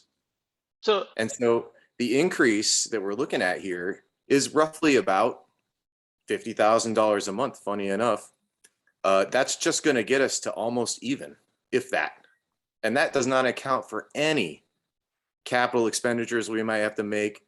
So let's say we need a new pump, that's another 50 grand, or we need a new whatever that costs 20 grand, or we have major legal bills for whatever reason. All of that has to be paid somehow. So that's just 50% more increase. You're talking if it's going to be $50,000. Sorry? That's about a 50% increase on our bills is what you're saying. No, I'm not saying that. It depends on your usage. The base rate goes from 100 to 135. So that's 35%. But your usage is going to determine truly what the end of the month bill is. Okay, so roughly 35% we're going to go up is what you're We saying. don't know what we're gonna go up right now. That's something that the board needs to make a But we determination didn't and need to vote on. That there's no hard, fast increase that no one's even talking about. We're just sharing with you the numbers and the shortfall that we have every month. And again, when World came in and took over Diablo Grande in 2009, for 10 years, they contributed to the water district close to $22 million. That's $2.2 million per year on average. That's dried up. That gift has gone away. And unfortunately, the new owner of our development has not paid us one nickel into any of that, which they've agreed to do so. So this board and this water district is doing its best it can to keep the water flowing to the community. And unfortunately, to do that, it costs us an additional $200,000 a month that we don't have. And unfortunately, the city of Patterson and Kern Water Authority have not been paid. Okay. So what are your options? You want to pay Kern and Patterson, or you want to keep water flowing to your homes? This is the stopgap measure that we've had to go through right now. Okay. right, that's the point. Yeah, wait, that's the point, Mark, that you just made is spot on. Because if we took the revenue coming in, Andrea, and we paid, let's say, the sewer bill in its entirety, starting a long time ago when all the subsidy ended, and we paid the sewer portion and we paid the water portion to Kern, we still wouldn't have water coming to your home. Sewer would be paid and the water, the tangible water would have been paid, but you still wouldn't have water coming to your home because we have to pump it 1,000 feet up the mountain through 4 plants to the station. We have to pay the employees, all of the insurance, everything. It's when you look at everything, that's why the boards previous to us, as well as us, we've had to look at what do we need to pay to keep water coming to the homes. And we had to pick and choose. It's a shitty situation, but we had to make the decisions. And that's why the situation is the way it is. If the developers, whether it be World or Angels Crossing, were paying the subsidy that they are bound to by contract to pay, we wouldn't be having this discussion right now. We wouldn't even be having this discussion at all because the bills would be getting paid through subsidy. The developer would be building houses. The houses would be coming online. The houses that come online would start paying their own water bill. The subsidy would start going down because houses would be coming online. Hotels would be built. Golf courses would be happening. And see, then the subsidy goes down and the revenue coming in the district would go up and everything would be fine and peachy keen. Unfortunately, this problem is because we have deadbeat developers that have not paid. That's the problem. Bottom line. Okay. My last statement would be, or question also would be, I've been here since the beginning of Angels Crossings coming to the community. And I know there was talks of mediation. I'm going back there. Have you guys had made any attempt to set up a date to mediate with them? Because it seems like it's pointing fingers at this point. I understand they haven't done anything and that's too bad on their part. And it sucks for us as well, but at the same time, I'm trying to figure out why there was no type of solution as to coming to the table, because at the end of the day, I've been saying this since day one. Western Hill Water District needs a developer, and a developer needs Western Hill Water District. You guys need each other. So the pointing fingers at each other, going back and forth at each other's, it needs to stop. I mean, there's so many times I could be on this meeting and I hear they're fraudulent, they're this. I mean, it's getting to the point. I mean, I hate hearing the negativity. I know that's where you guys, the truth, we dude. already know. I understand it's the truth, but we all know this. It's all over the boards. It's being put everywhere. We know, I know. But at the same time, and like I said, it's too bad for them. It sucks for us that they're not doing it. I understand they have an obligation. They should be paying something. They need to be paying something. But have we even tried to come to the table to meet, to come up with some type of solution? That's what I'm asking. Yes, and we have all of the documentation on the website. And we've gone through these questions specifically from yourself in previous meetings, and we've posted all of this stuff online where promises were made by Angels Crossing to pay bills. We have a slew of it. Chris has it all posted on the website. They made promises and they didn't fulfill those promises. When you make a promise and you don't fulfill the promise, I don't understand how there can be negotiation. I guess You know, that's I'm not in. the question. That Pardon me? wasn't, the question was, have you made attempt to go to mediation? Not, I mean, I understand they have made promises. Yes, they may have. There's documentation. But have there been mediation or some talks being made to resolve this issue? David, let David answer this question. I gotta speak up and say something. I'm just curious, if we go to mediation, what's there to mediate about? Yeah, what do you want us to mediate? Well, it's not me.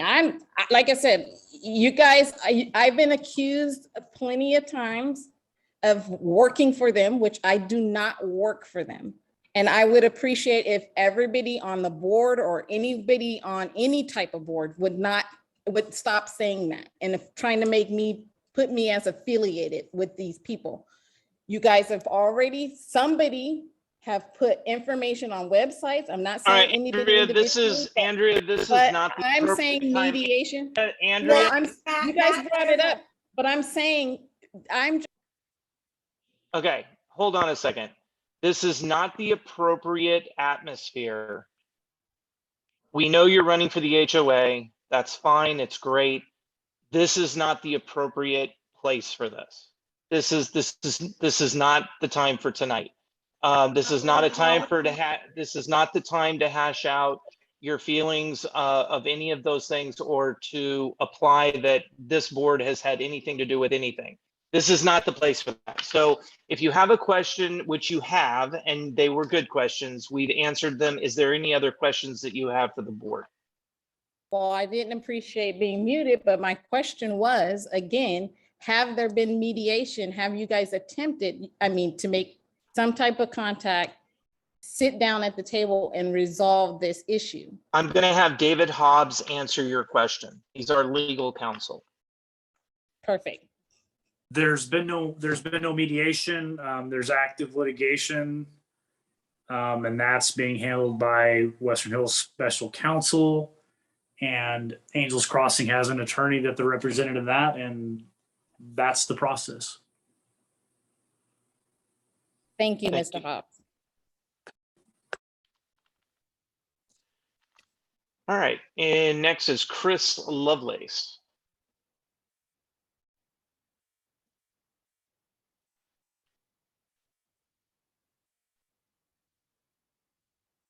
Okay, there we go. Yeah, thanks. Hey, I appreciate all the work you guys are doing.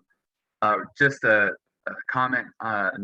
We live at 9140 here in Morton Davis, and I know that there's a yellow fire hydrant out front, and it's got a leak on it. So I don't have any other issues other than that. So. Thank you. Yeah. Ron, did you get that? It's 9140 Morton Davis. God bless you guys. Thanks. Thank you, sir. Thanks, Thank you, Chris. Anthony. Hey, how's everybody doing tonight? Hope it gets a little better.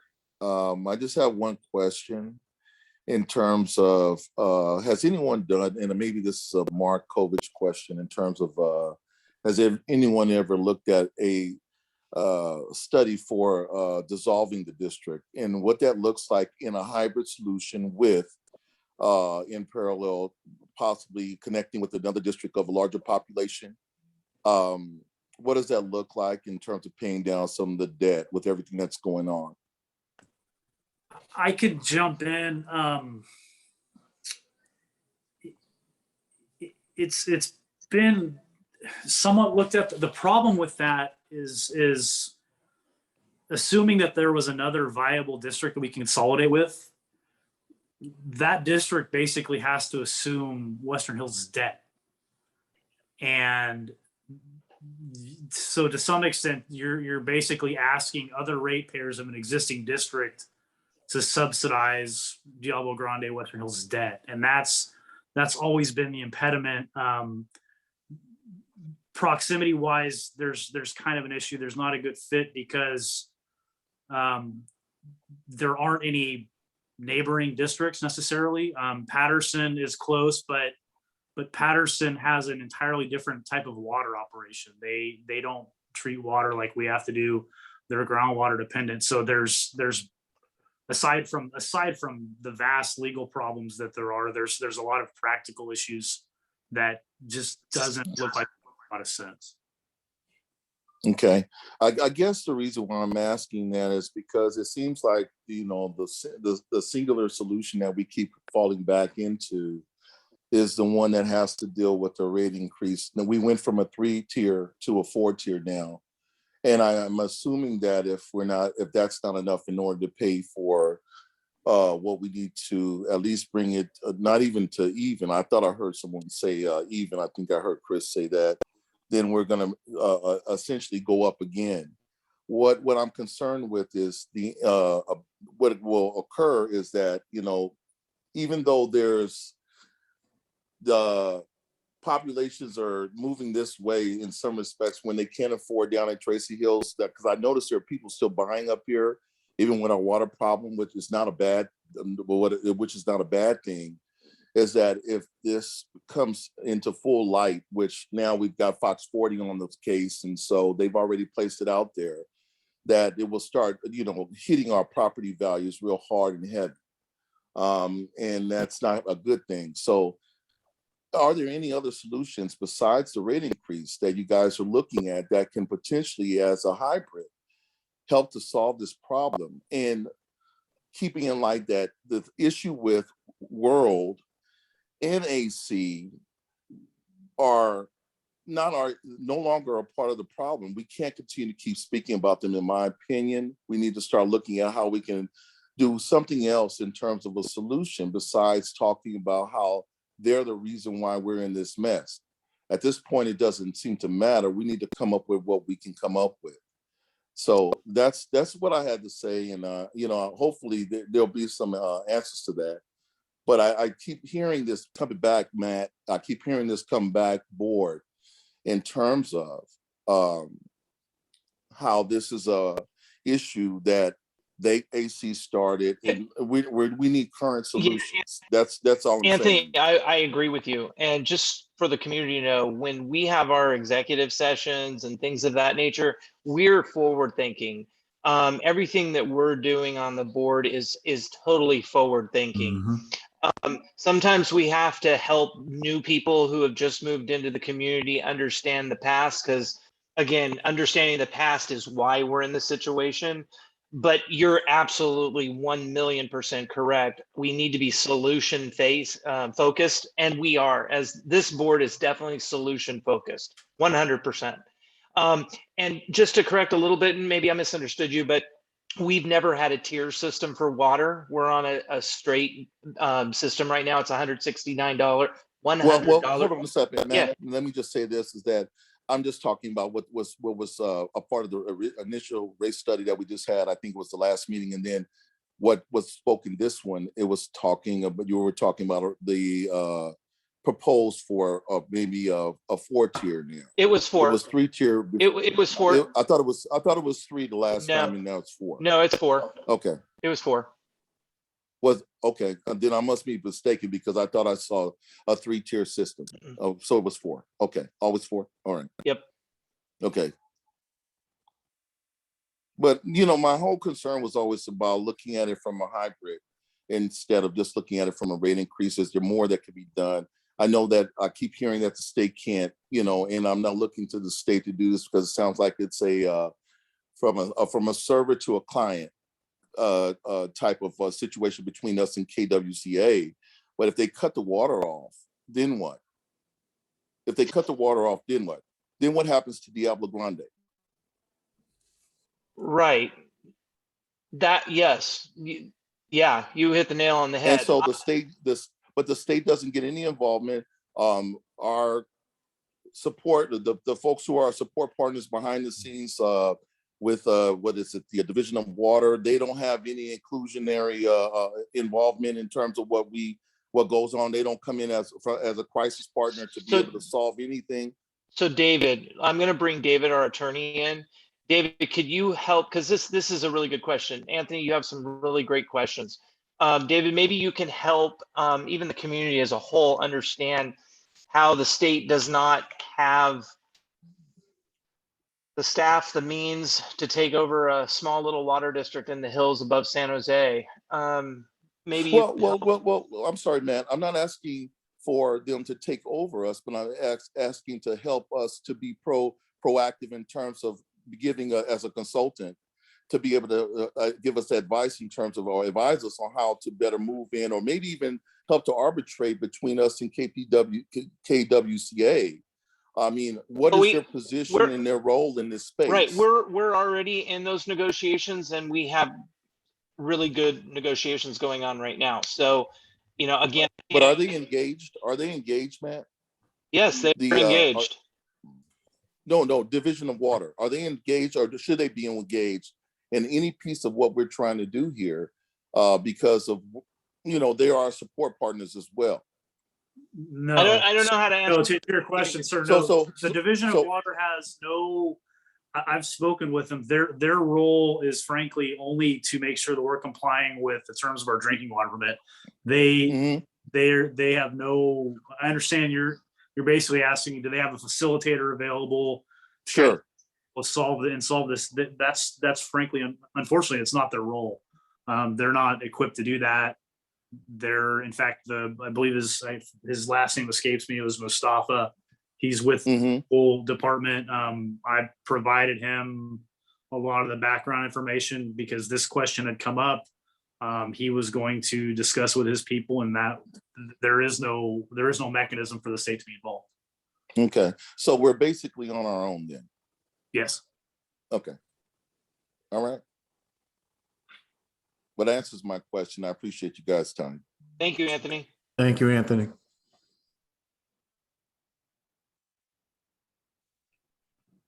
Kelly. I don't really have a question. I just have an observation. In previous reports, it's been noted that we were likened to the water district in Mountain House. I just want to state that I have a coworker that lives in Mountain House, and our recent discussions have come up in conversation. And she stated basically they have the same base rate that we do. And her water bill is currently about $229 a month average. And they expect as owners that it goes up 5% a year. So I fully expect that in our situation, we should have to pay some kind of increase after 11 years. Thank you, Kelly. Good point. Thank you, guys. You guys do a great job. Thanks, Kelly. Great.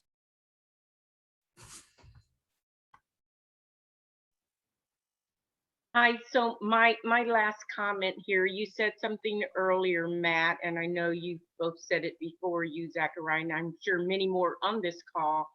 And for anyone on the call who is not of this mindset, we understand that. But I think at this point, one of the big things that I already been doing, but I think as a community or as a group, that for those of us who are people of faith and prayer, I'd say it's time to pray and pray hard, and, you know, pray for favor with Kern and with Patterson, pray for the right answers and the right people and the wisdom and whatever it is that's going to get us over this, whether it means the increase or something else comes to light.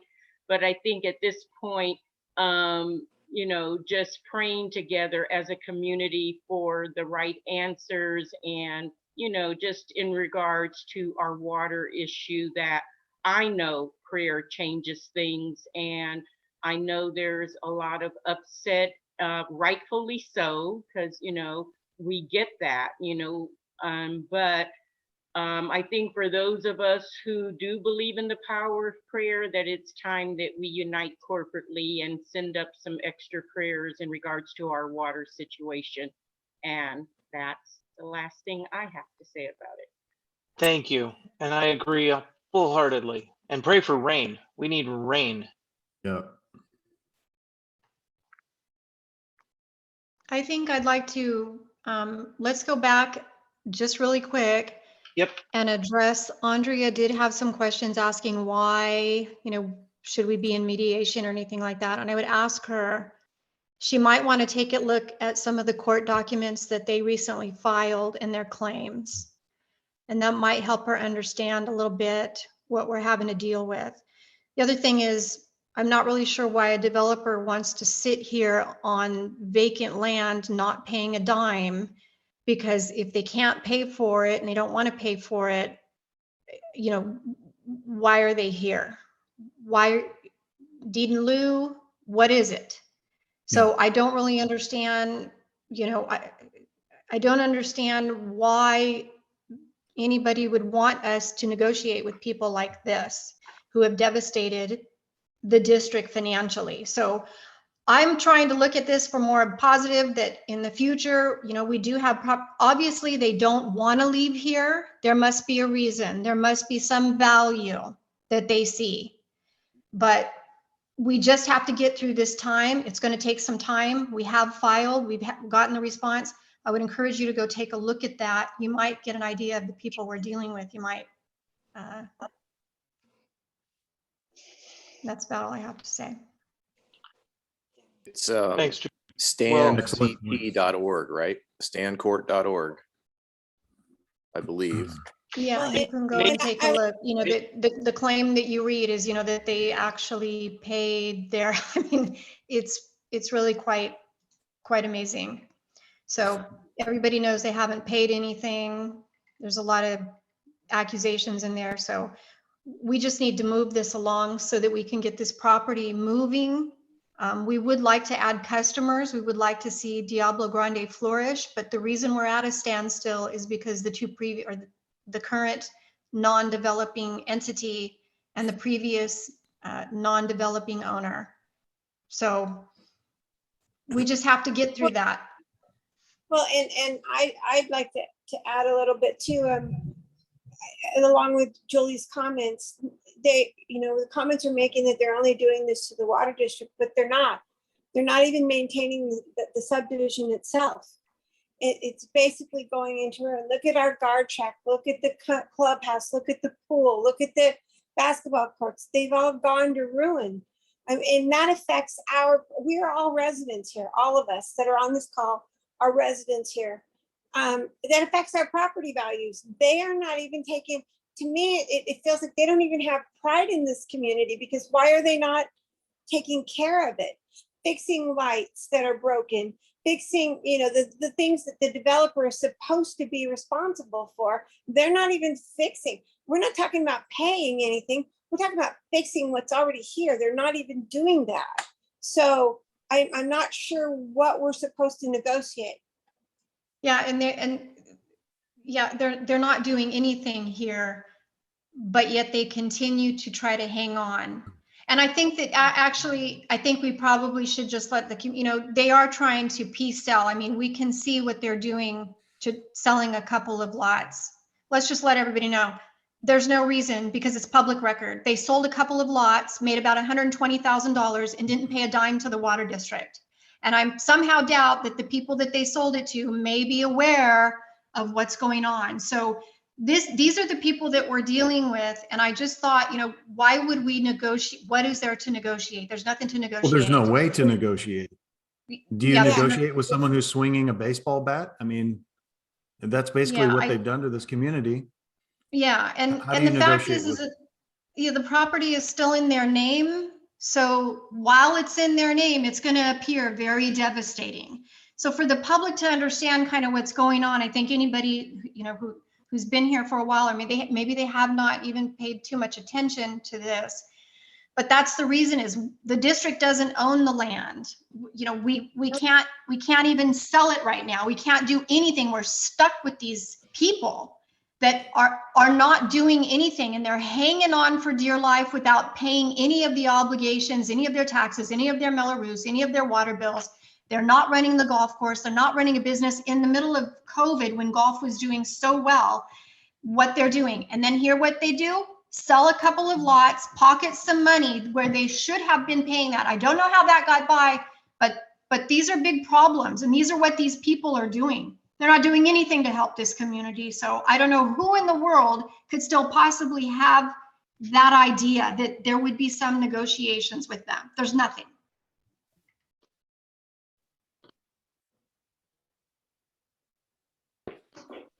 Once again, I'd just like to point out, if you go on the Western Hills website and you go under the Board of Directors tab, there's a link there for ACWHD Communications, and you can fill yourself in on the history.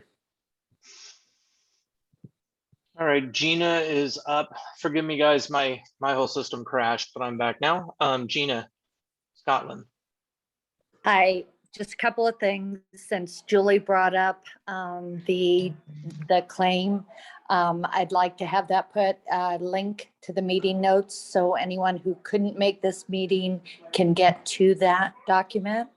And then also, I just want to make a statement that's actually Julie said something about it, so I will tap into it. If we keep talking about getting a new developer, but as long as AC and World are not willing to sell the land, we're not going to get a new developer. So I agree with the last person that said, let's stop talking about who caused our problems and let's go forward with what we need to do. The other thing about the rate increase, I understand what you guys are doing. I'm not sure if it makes sense to do a rate increase that is not going to cover to where we can even meet our budget. Places like, other big water districts, if they have a deficit, they go get approval. They put like a one-line fee on the bill. So if it's $500 for every resident to meet our budget, and then instead of lowering rates later on, you can either lower that one line item or you can remove it. But I just think that there's a lot of people with a difference of opinions, and talking through these things are good, but emotions get involved and we just need to stick to the points. So that's my comments. Thanks, Gina. Well taken. I have to chime in a little bit here and just say that, letting new folks know about the history and also reiterating how we got to where we are is actually a really integral and important point.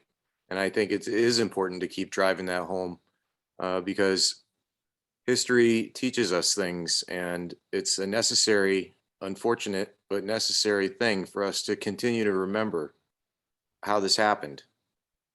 And let's not forget, we're in active litigation. So, this is an ongoing thing with these parties, and they're going to continue to come up in discussion and presentations and any other time it's relevant.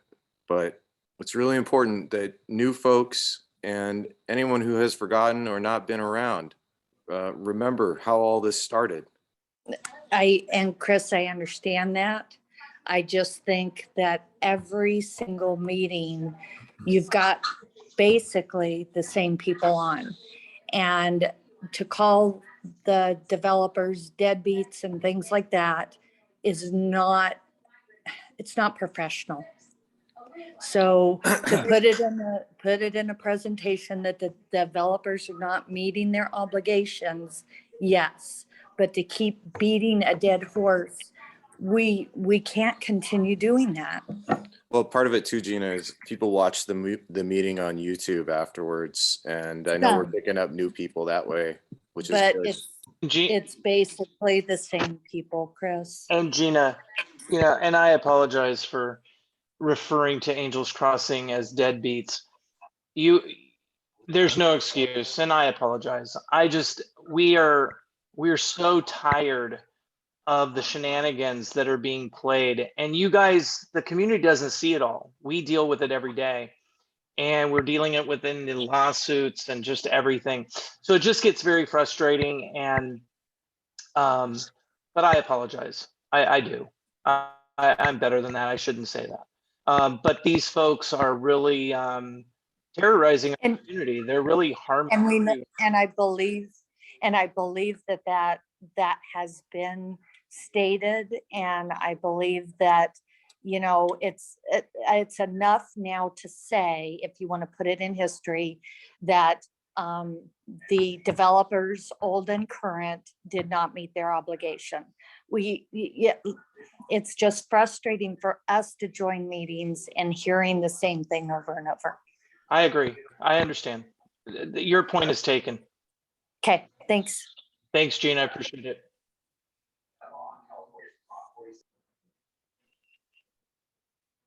All right, Oscar.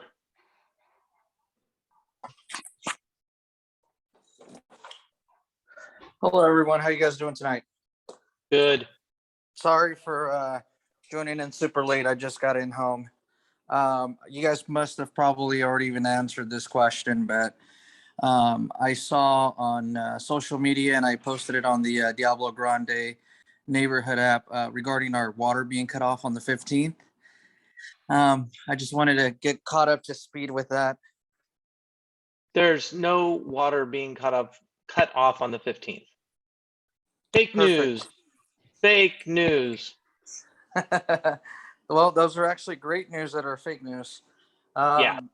And have joined a couple of your guys' meetings, and you know, we do want to thank you guys for all the hard work you guys are putting in, and just let us know what we can do as a community to help get over this hump. You know, whether it's a rate increase or whatever the case might be. I think that it has been a conversation that I've been here for a little bit over a year now, and I'm purchasing my second home here in Diablo Grande. And I think that it's time that we get together and just find a solution. Thanks, Oscar.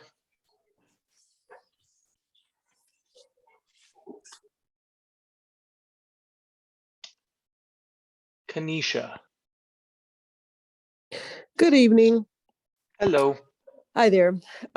First off, I just wanted to note that I've been a resident here about 5 years, maybe a little bit over, and I really do acknowledge and appreciate the increase in transparency over the last few months. Throughout these particularly challenging times, I really do appreciate the access to watch the meetings after hours and such.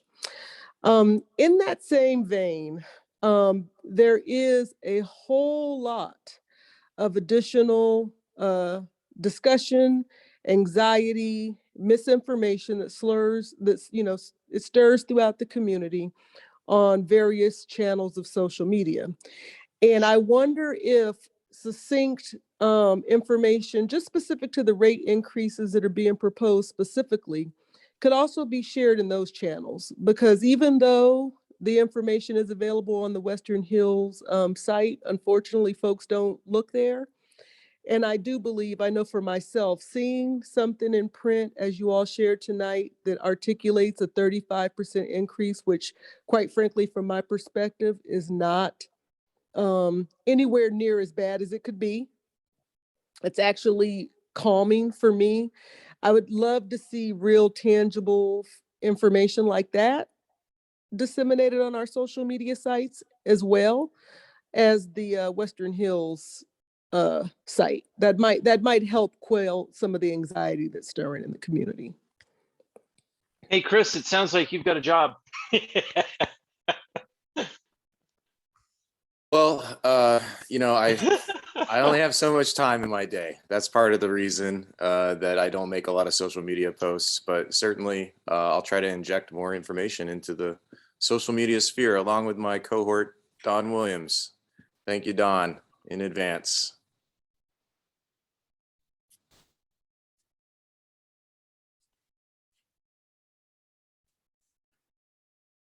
Oh, there's Don. There he is. Anthony. No, I just wanted to advocate for the information that is placed out there and that Don is doing a good job on putting it out there in terms of our neighbors page. I do see the links to, I think YouTube, where you actually shows the recordings and stuff. So it is actually out there. So there's a transparency in terms of the community in that regard. I'm not sure if he does it on Nextdoor, but I'm assuming that he does. If he does it on one place, he does it on the other, because I've seen him out there too. The way we work is I do Nextdoor and Don does Facebook. Okay, Chris. Okay, so there you go. So I think that's a good thing, and I think that up and take a look at it. So I totally appreciate that as well. And that's all I have to offer in terms of this. Thank you very much. Thanks, Anthony. All right, so for the board of directors, we've been looking at this water increase issue, and I would like to give the opportunity now for the board, and we'll go to each person. If you don't have anything you want to say, that's fine, but I'd like each person the ability to express. We've seen two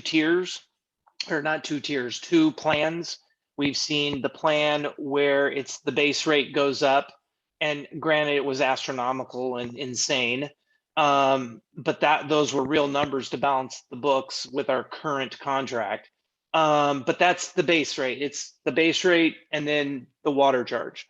Then we've now seen the tier system where we have the base rate, but then we have tiers. So because we have two possibilities, I would like to hear from the board on which one you might be favoring, and maybe your reasons why. And if you would like to see the numbers different, I'd like Mark, you can even chime in on this. Are our rates on the tier system in the range that you're kind of thinking, the budgets and stuff?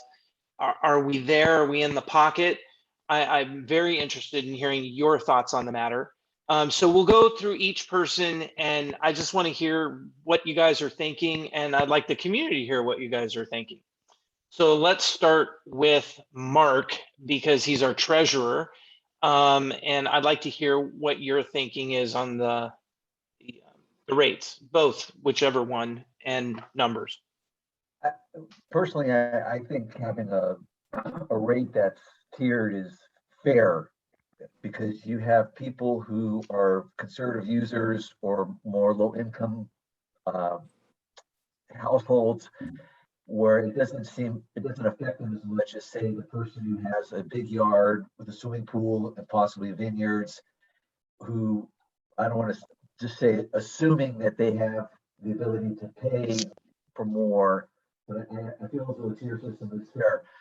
I do have to let the community know that even if this board decides to do something like this, it's not going to fix our problems immediately. It needs to be a combination of this, along with the negotiations that we're involved with both Kern and Patterson, with the assumption that those are going to go very well and work out to a position where it's a win-win on both sides.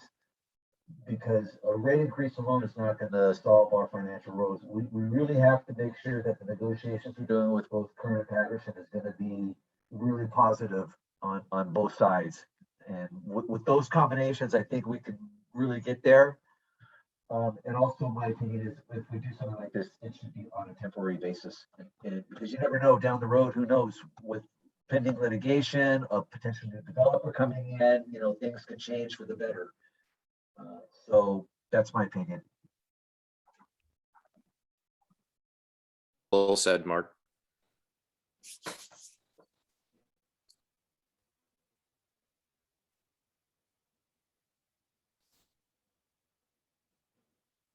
Did we lose you, Matt? Yeah, we're not hearing you. Can you guys hear me now? There you go. Yeah. Yeah. I'm having technical difficulties tonight. Mark, real quick though, on the tier system, do you feel with the numbers that you see, are we in the pocket with the amounts, the 35 as the base and the tier amounts? Do you feel we're there? Do you think we're still really low? Should we go a little higher? What are you thinking on that? Your opinion matters a lot to me on this one. It's hard to judge on the face of it because you have to look at the actual usage and how that ends up coming up. I can tell you that based on what I know about the negotiations with Kern and Patterson, this community is going to have to probably end up paying a total of between $75 and $100 more per month on average in comparison to what they're paying now. That's just my rough guesstimate, and that's just the guesstimate as it is. But I can't give you an honest, accurate number without understanding what the usages are going to be over the next several months or a couple of years. Yeah. The only thing I can tell you is that we're heading in the right direction. And this plan that was shown tonight and then last week by our consultants, they were going off of 2019 because 2020 was so weird with everybody at home. They didn't feel that it was like an outlier. So they went with 2019 and where people were during, the winter, the spring, the summer, and they averaged that all in.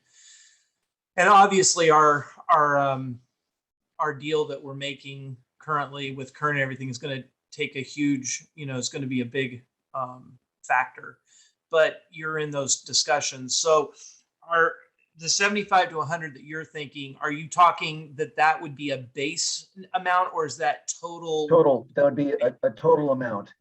And with that would, water usage and base. Water usage and base, providing that what I know about Kern and what I know about Patterson comes to fruition.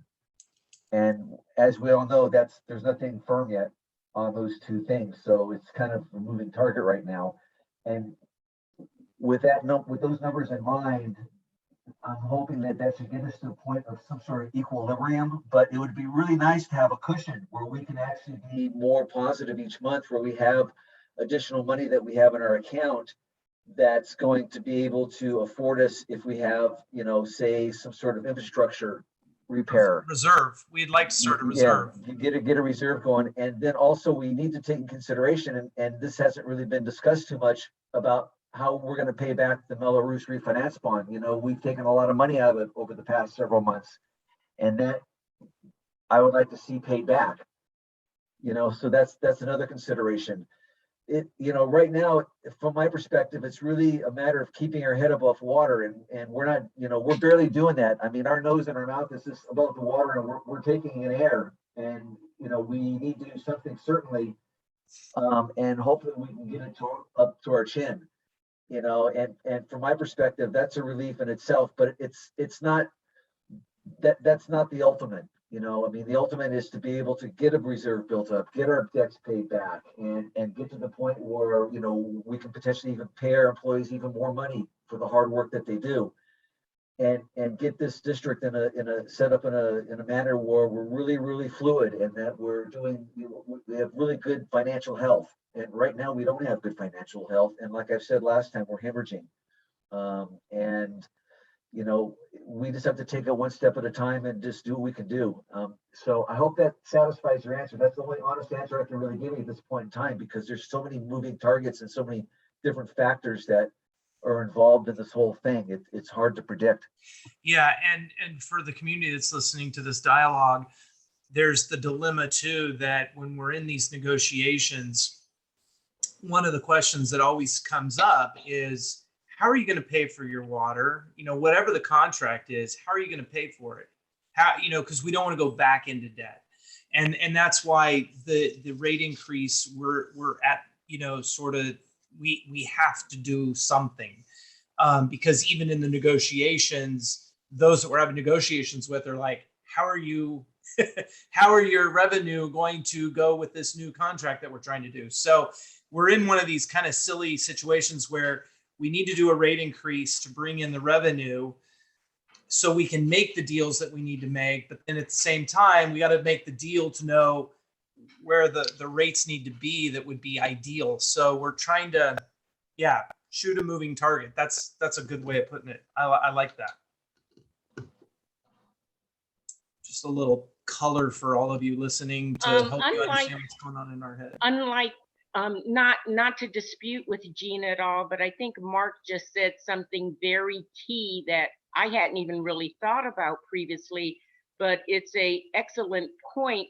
And that is with the tier system, because you're going on usage versus someone who, like he said, has a swimming pool and tons of landscaping and a huge home, and maybe, as someone said earlier, maybe you've got 8 people using versus, you know, households that, like maybe your mom, only 1 person, or, you know, seniors where it's just retired 2 people. And so it's not fair that they would all end up paying one large amount across the board when the usage is going to be way less. And so I think that should definitely be taken into consideration. That is why I presented the tier. That exact reason is why we went back to the consultants and said, hey, could we do a tier system, and what would that look like? That was my biggest thing right there. Yes. Okay, let's go to Julie. Julie, what are your thoughts? I have a couple of questions here on this. So the water rate study that we have currently, and because we're currently working on these negotiations, so obviously don't really know exactly where we will end up. And I just want to get the board's thoughts on this. And I don't want to freak everybody out. However, I'm wondering if we should start, and the community can let me know too, if we should be starting at a higher increase, even if temporary, only so that apparently we do not have to do anything to lower the rates. Now, I guess the community might have a problem with that, because who trusts the public entity, right? Or the public agency. But I'm just thinking to kind of like somebody had just said in this meeting, you know, if you had like a $500 charge on everybody, we could really try to put a little bit of money to start paying some of the things that we have. So I'm just wanting to get an idea, if these are the proposals we have, apparently we can move some of these numbers around. But should we be considering? We can move the numbers around because we have such a huge deficit. I mean, we have a lot of wiggle room with numbers.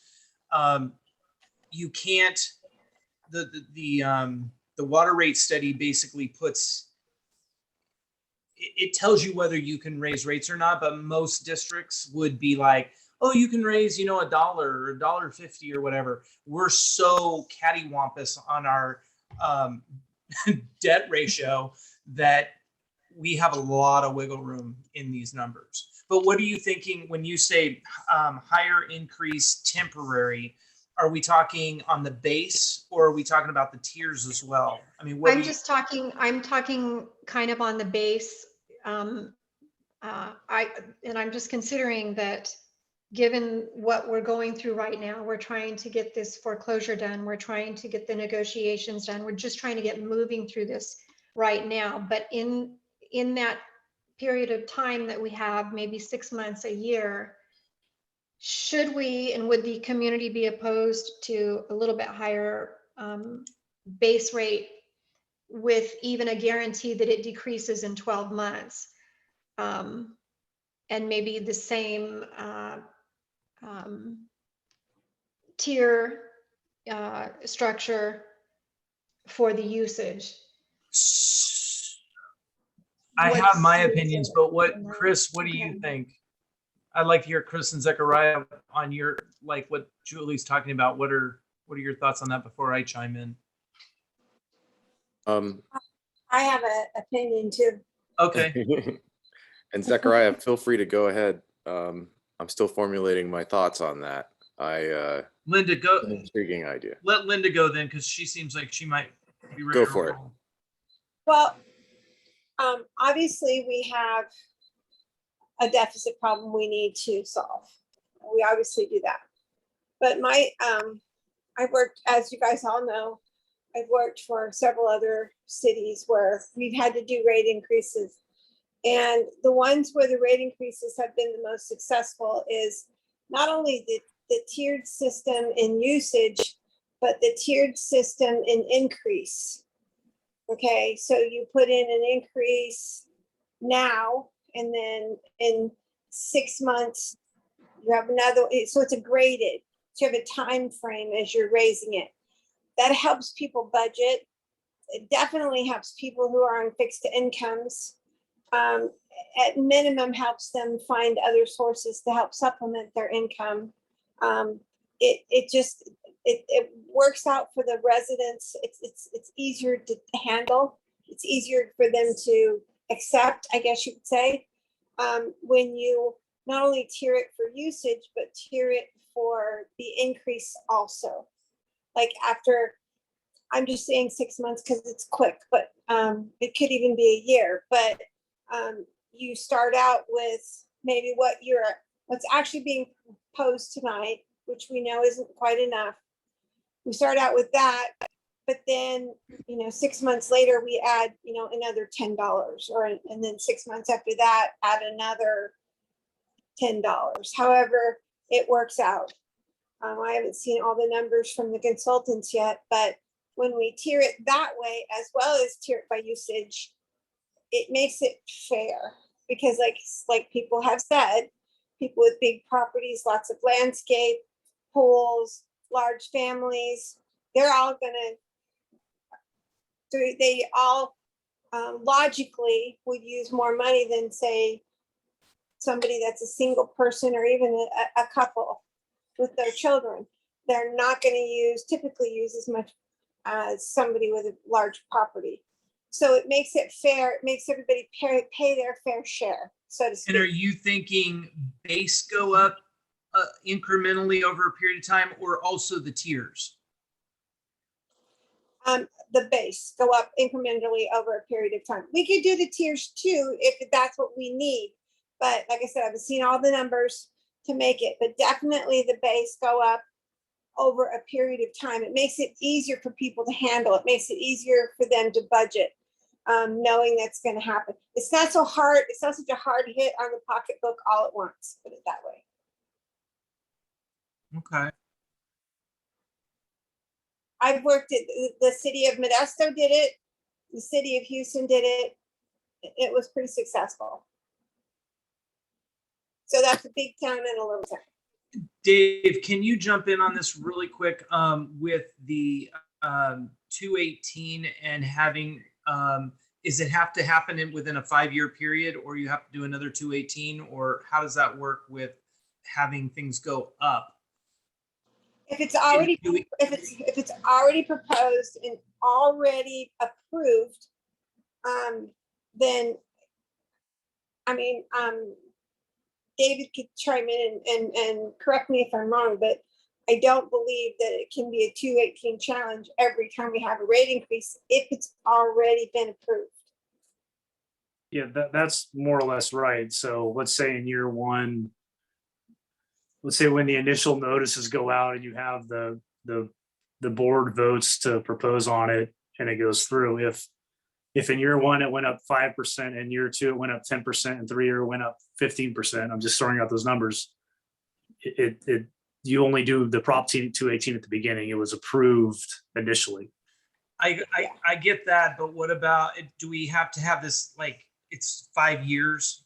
Is that 5 year number that you and I've talked about before? Is it, we can't go past 5 years though? And then we'd have to do another. That's correct. Yes, at the end of 5 years, you would, under 218, you can only do rate increases over 5. Got it. Okay.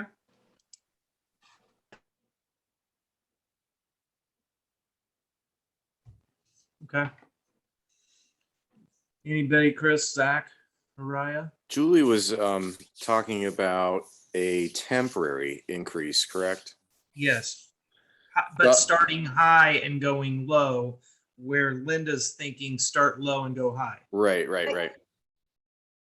Sorry, So go real ahead. quick before you talk, Chris, really, let me just throw you in my Yeah, thinking please. behind that. Some of my thinking behind that was because some of the things that we're looking at that you see on this next year coming up, which is the generator payments and whatnot, you're looking at about like 36,000 a month. Right. That is being considered in here, but obviously over the term going away. So I was trying to look at something that where if could we cover our increase and potentially try to absorb some of that, bring that into the district up front where we already have predated or preset that at a 6-month period or, at that date at such time, we could have a decrease back down. Yeah, because the generators are going to get paid off by 2023, I believe, early 2023. So we only have another year of payment on those, and then that's going to credit us back 600 or 63 or $65,000, I believe, something like that. We won't have those. Yeah, payments. I'm just something that would kind of shore it up in this time, because this is just kind of a period that we're going through in the interim, just to get through this time. And then if we could use the same water rate study, obviously, if we have to go back, but if we had it preset, possibly even consider, a temporary for a couple of years, if we could look at the rate study again in 2 years. So I kind of want to chime in here for a second. I think, me personally, I'm trying to keep it very simple because I think that the main objective we need, the first hurdle we have to get over is the Prop 218 challenge. So in my opinion, whatever we do, the decision has to be palatable enough for the community where they're willing to make that initial step. So if we take the jump saying we're going to start really high, as many have spoken tonight, and they've expressed their concerns, legitimate concerns, they already have their budget set. If we go really high, we're going to lose a lot of people immediately. We're going to chop them off the block. And we're going to whittle down the pool of those who are not going to fight a 218 or who are not going to object to a 218. So in my personal opinion, I've looked at these numbers. I think they look pretty darn good in terms of the base rate increase of around $35. The tiers, I think, aren't going to affect as many people as initially someone might think. Obviously, the higher users, the people that are watering like their own little golf courses and their houses in the front lawn, front yards and backyards, will probably see the hit. But I think a majority of people are not going to see a huge increase. And so getting over the first hurdle of getting past 218, obviously, we have to make a dent in this deficit somehow. If we can buy some time, I think that's extremely important, obviously. But even more importantly, it plays into the good faith, showing Kern that we're a serious community. And I think that helps in the negotiations as well. It shows we're responsible. So my personal opinion, I think we've looked over these numbers pretty extensively. I think that the study that was done has taken everything into account. I know that it's not going to get us where we need to be necessarily, but like I said, we're buying time. Ultimately, gosh, we'd love to get to the number immediately, but I don't think that that's necessarily feasible right now. So I keep it very simple. What's gonna pass? What's actually going to be able to happen? That's my 2 cents. I'm not sure if you guys have any feedback on that, but I strongly agree with you. I don't like to overcomplicate things, guys. It's about objectives and meeting those objectives. If you can't meet the objectives, we can talk pie in the sky all day long, but if we don't get past square one, we're getting nowhere. I primarily agree that the overcoming the 218 challenge, should it occur, is the most important thing, because if we don't get this done, we're really on a short runway here. And like you said, buying time is exactly what we have to do right now. I think the numbers are comfortable. They're not terrible. They're certainly a huge far cry away from the prior proposal, the prior rate study, which if no one else remembers, to break even, we need to charge everybody here a $3.90 base rate and some astronomical $7.50 a unit. That's just not feasible. We know that. I mean, I don't want to pay that. That's absurd. I'd have to change the way I live to pay that, as would so many people. And then so many others would just wouldn't even be able to pay it. So an incremental change like this, So an incremental smaller-ish increase like this proposal to me is palatable, just like you said. Nobody's happy about it. And I'm not going to point fingers or anything here, but we all know why this is happening. And is there a way, and this is a question for everybody, Julie, Zechariah, Linda has intrigued my mind. She does this all the time. Linda, you throw out little nuggets to get my brain going. I love it. Is there something that is workable with Linda's idea of, let's say we start out at this 35. Let's say we go 35, and then a year from now, we go 45. So we just up it in $10 in a year. And then in another year to 55. You know, because we have this 5-year window with a challenge. If we went $10 a year, that's maybe a lot more palatable for somebody like my mom who's on Social Security. It's not like in 6 months it's going to go up, and then in 6 more months it's going to go up, or in 3 months it's going to go up. It's a year, but we don't have to revisit this situation, because in general, I mean, we're not even talking about CPI, but in general, just with inflation and just the way things change every year, we would need to do some type of a rate increase every year, because we haven't done that ever, you know, in so long. And so, yes, and to add to that, it gives people the opportunity to get raises at work, to get Social Security raises, so when they get their Social Security raise, yeah, it's probably taken up by your water bill, but you can pay it. You know, if you're just in, and typically people get it, if nothing else, a cost of living raise. So yes, we're raising their water bill, but we're giving them an opportunity to raise their income too, to compensate. yeah, I appreciate the progressive nature of that idea a lot. And but do we think that would kill the 218, Chris? Is that That's my where you're concern, thinking? though. well, If that's all baked into it. Sorry. No, Sorry. okay. I want to point Go out ahead. that it's kind of necessary, actually, because if we just do one increase right now, that might buy us 6 months to a year. Probably not that much.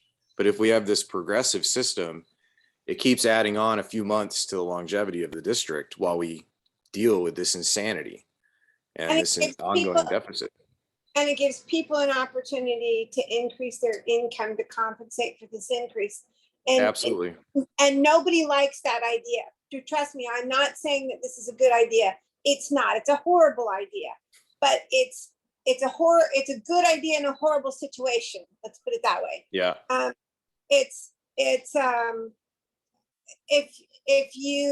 Because we all know, not only do we have to meet all of our operating costs, but we still need to pay back the Melrose, as Mark pointed out. And then we still have the deficit with Kern and Patterson as well, that we're going to eventually have to take care of somehow. Now, yes, we are working on litigation, we're working on negotiations, we're working on all that kind of stuff, but we have to have a plan B. All right, now Mark brought up, let me wait, I'm gonna find these in my notes. Mark said that he's thinking, again, we're hitting a moving target, but his kind of guesstimate is something between $75 and $100 would put us in a good position. So if we went 35 and then a year later 45 and a year later 55 and a year later 65, in that 5-year window, we would be at Mark's kind of number of where he's kind of looking at the low end of his number, but maybe that's a good spot to end in 5 years. Maybe that's something where, again, forward-thinking, solution-minded. Linda, I love it. But are you saying this is all baked into the initial proposition for the water rate increase? Yes. Which would be handled with a Yes. single, which would all be handled with a single 218 potentially? Yes. Yeah. Yes. Okay, I'm a little shaky on that, but I mean, I see where you guys are heading and I get it. I do. I'm just worried that it's a lot to swallow initially for people. That's my only concern. We can talk it out. I mean, we're saying here, take this pill, and they're saying, by the way, I got these 3 others here lined up. You need to take 2. Just get ready for them. It's reality. I get it. So Well, and it's transparency. It's transparency. They know what's coming down the pike. That's true. Like I said, I've seen it done. And it's not like, oh, well, every year we're going to hit with this increase, because then somebody mentioned that tonight. Are we going to keep getting hit with one of these every year? Well, this way they'll know. They'll know, and they'll not only know that it is coming, but they'll also know how much. I know this is a little silly, but is Don Williams still on, or did he log out? Don seems to always have a voice of reason. I'd love to get his opinion before going to any other community folks, but he may have logged out for the I don't see evening. him on, Matt, and I need Yeah. to state for the community again. I want to make sure that people understand what we're talking about here. It's very, very contingent upon our Kern and Patterson negotiations. No, Right. I agree. But we know that Yeah. even with the negotiations that we're doing, we're still going to run a deficit, because our deficit is so gigantic. We're going to run a deficit. We just don't know what the deficit's going to be. Well, it also gives this tier thing also gives us an opportunity to opt out too. I mean, nobody says we have to implement that increase. True. In say year 2025, we don't have to implement that increase, or not year 2024, or 2023. You know, maybe we don't have to implement that increase. We can opt out. With our 39 participants that are listening, I'd like to hear some of your guys' thoughts on this. I do want to hear, and I know Darlene has spoken and Anthony, and they're here with their hands up, but yeah, I'm going to come to you guys, I promise, but let's get David. I want to give some other folks some chances to talk. So David, what are your thoughts? First of all, thank y'all very much. You guys are doing a great job. I think it sounds like a great idea. I am fortunate that, that increase would not truly affect me that much. I understand that there are others who it would affect greater than myself. But like Linda was saying, you have the knowledge of knowing what's coming up in the future. I lived in Livermore, and I paid in the summertime, my water bill was 2.5 to 3 times what I'm paying right now. So again, I've been very fortunate to be able to afford this. And I know that not everyone can or will be able to in the future, but the fact that there is, like you said, transparency, I think it's a good thing. And I hope that in the future, the community understands what we're trying to do and gets on board with it. Thanks, David. I appreciate that. What about Chris? Lovelace. Yeah, I was gonna say, similar boat. Fortunate to be able to afford the increase, but I also do like the fact that you just kind of give it to us all at once, and we have an idea of what's coming in the future. I think that that's reasonable, and it also allows people to make adjustments and kind of figure out what they would, what their next action would be. And then you guys can always, if things get squared away or straightened out, and not have that rate increase later on down the road. Yeah, and the one thing, I know Julie hit on this, people are always scared, like when a rate goes up, there's no way anybody's going to ever take it down. The difference with us is we all live here and none of us want to pay high water bills. So the first chance that we can lower rates because we're in a financial place to do it, I can guarantee you this board will. Now, granted, there could be other boards in the future that may not see it the way we see it. But right now, you have a residential board that lives in this community, wants to be, wants to conserve every chance we get.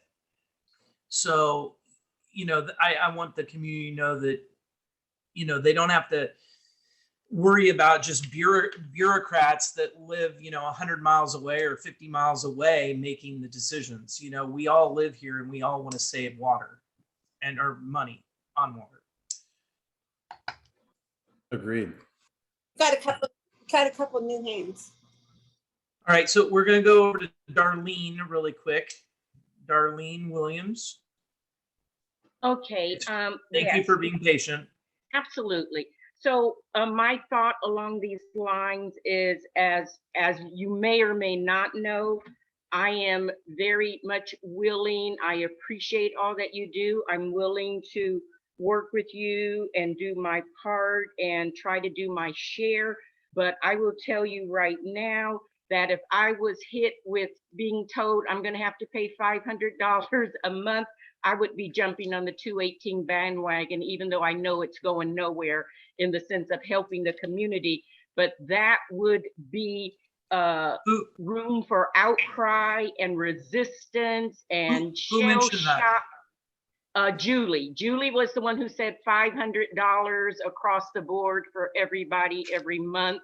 And I think also Gina alluded to it earlier. Yeah, let's just do a $500 a month across the board and let everybody pay the same to get us, to get everything better. But as Linda and Zechariah said, that would not be doable for me. It would be like detrimental. I'm unlike Chris and David. God bless them that they're so well situated. I'm one of those who are not situated to handle that.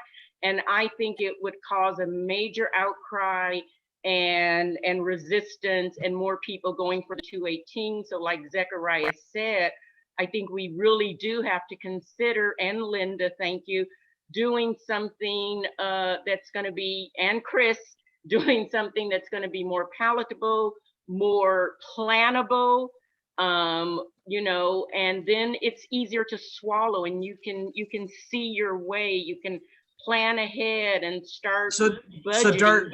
Darlene, may I ask, so are you saying you kind of like the 35 and then going up maybe $10 every year for maybe 5 years? That's something palatable to you? That is palatable, absolutely. Okay, that's and even though you mentioned too earlier, Matt, like I know at one point you said going 35 and then going 45 and then going 65. I don't know if that's what you intended, but that might not be as palatable, but at least something where, as Linda said, we're being informed, we know it may or may not happen, and we have room to plan. That is much more doable and acceptable, and I know I would be more willing for that. Yeah, So I think what he meant. Misspoke, but I was only going up in increments of 10. Right. Okay. Yes, doable for me, and I think many more in the community, as Linda and Zechariah and Chris are saying. And it would probably shut down maybe totally or eliminate a lot of people feeling like they need to try to go with the 218 resistance. All right, well, thank you. Anthony I'm gonna let you go now. What's, Hey, there we Matt. go. Hi. No, I totally agree with the last point that was echoed in terms of the proposal you guys spoke on. I would say this, that what is the thought process around those residents that you would lose who would get immediately afraid of sticking in the community? I mean, is there any thought process around that, or is the whole process of this, and I know we're trying to keep the water district, at least operational and solvent, but it sounds like we would still potentially lose homeowners in the process as the rate continues to go up. I'm not for, and I'll say this publicly, that I'm not for another Prop 218 if it does nothing more than waylay the inevitable. And so I think something has to be done, but I also think that, there are a demographic of folks that are here now. I think it's not the same as it was back, some time ago. And we have to consider, that as well. I don't know if that's being considered in the cost, the operating cost, or what we're talking about here in terms of the increase. But I think we're going to lose an abundance of people also. But I mean, if that hasn't been worked into the study, then maybe it should be at least considered. Thanks, Anthony. Those are good points, Anthony. All right, Gina.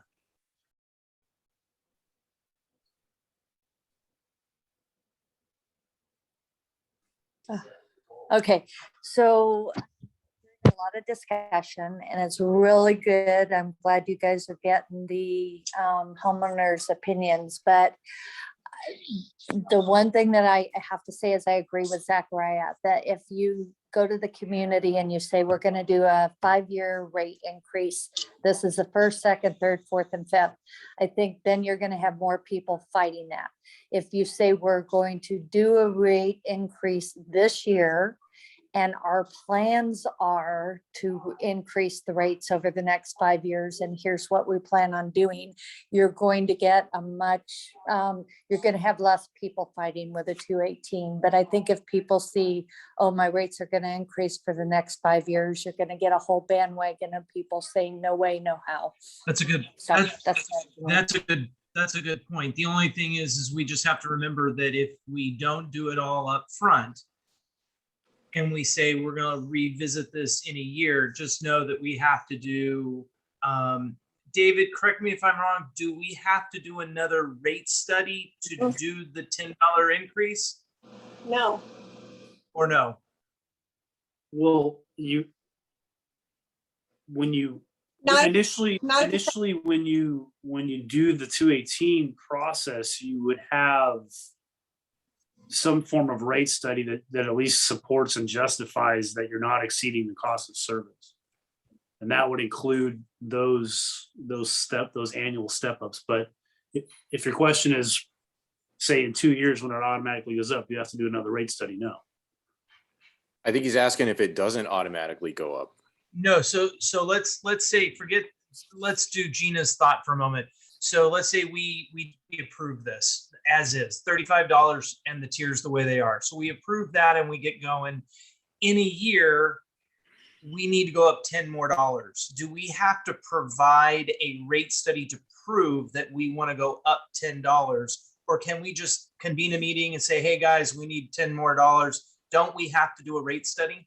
Yes. You would if it's not already built into the initial rate study at the beginning. Got it. Of the 218. So Gina, that's what I wanted Gina to understand. So and rate studies are like $30,000, $40,000, $50,000.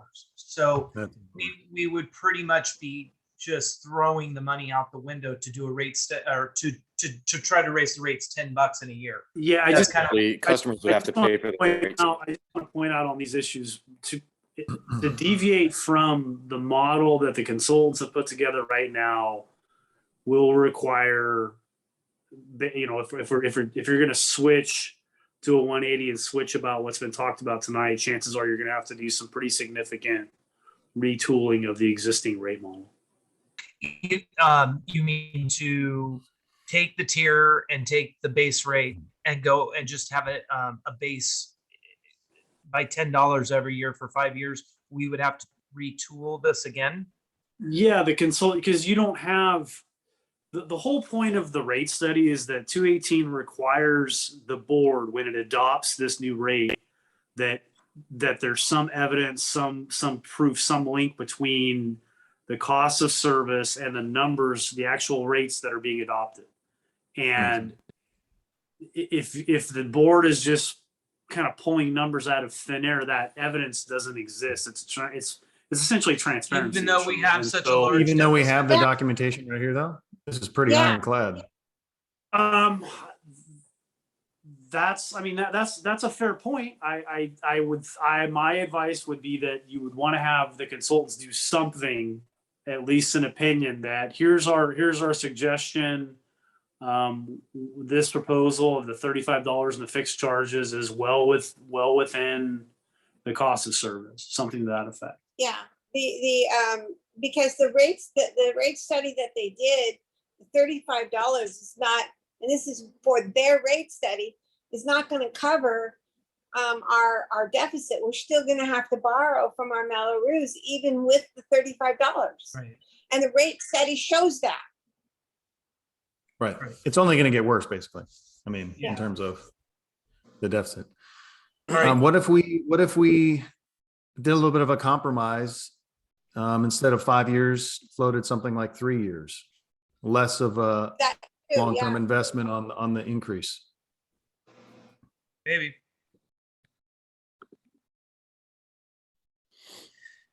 I haven't heard from Julie. What are your thoughts, Julie?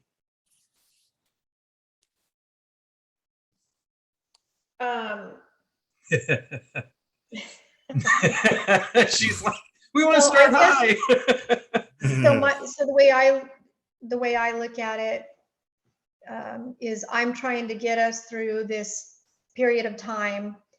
So that's why I just made put that out there, that would the community be open to something that started higher with a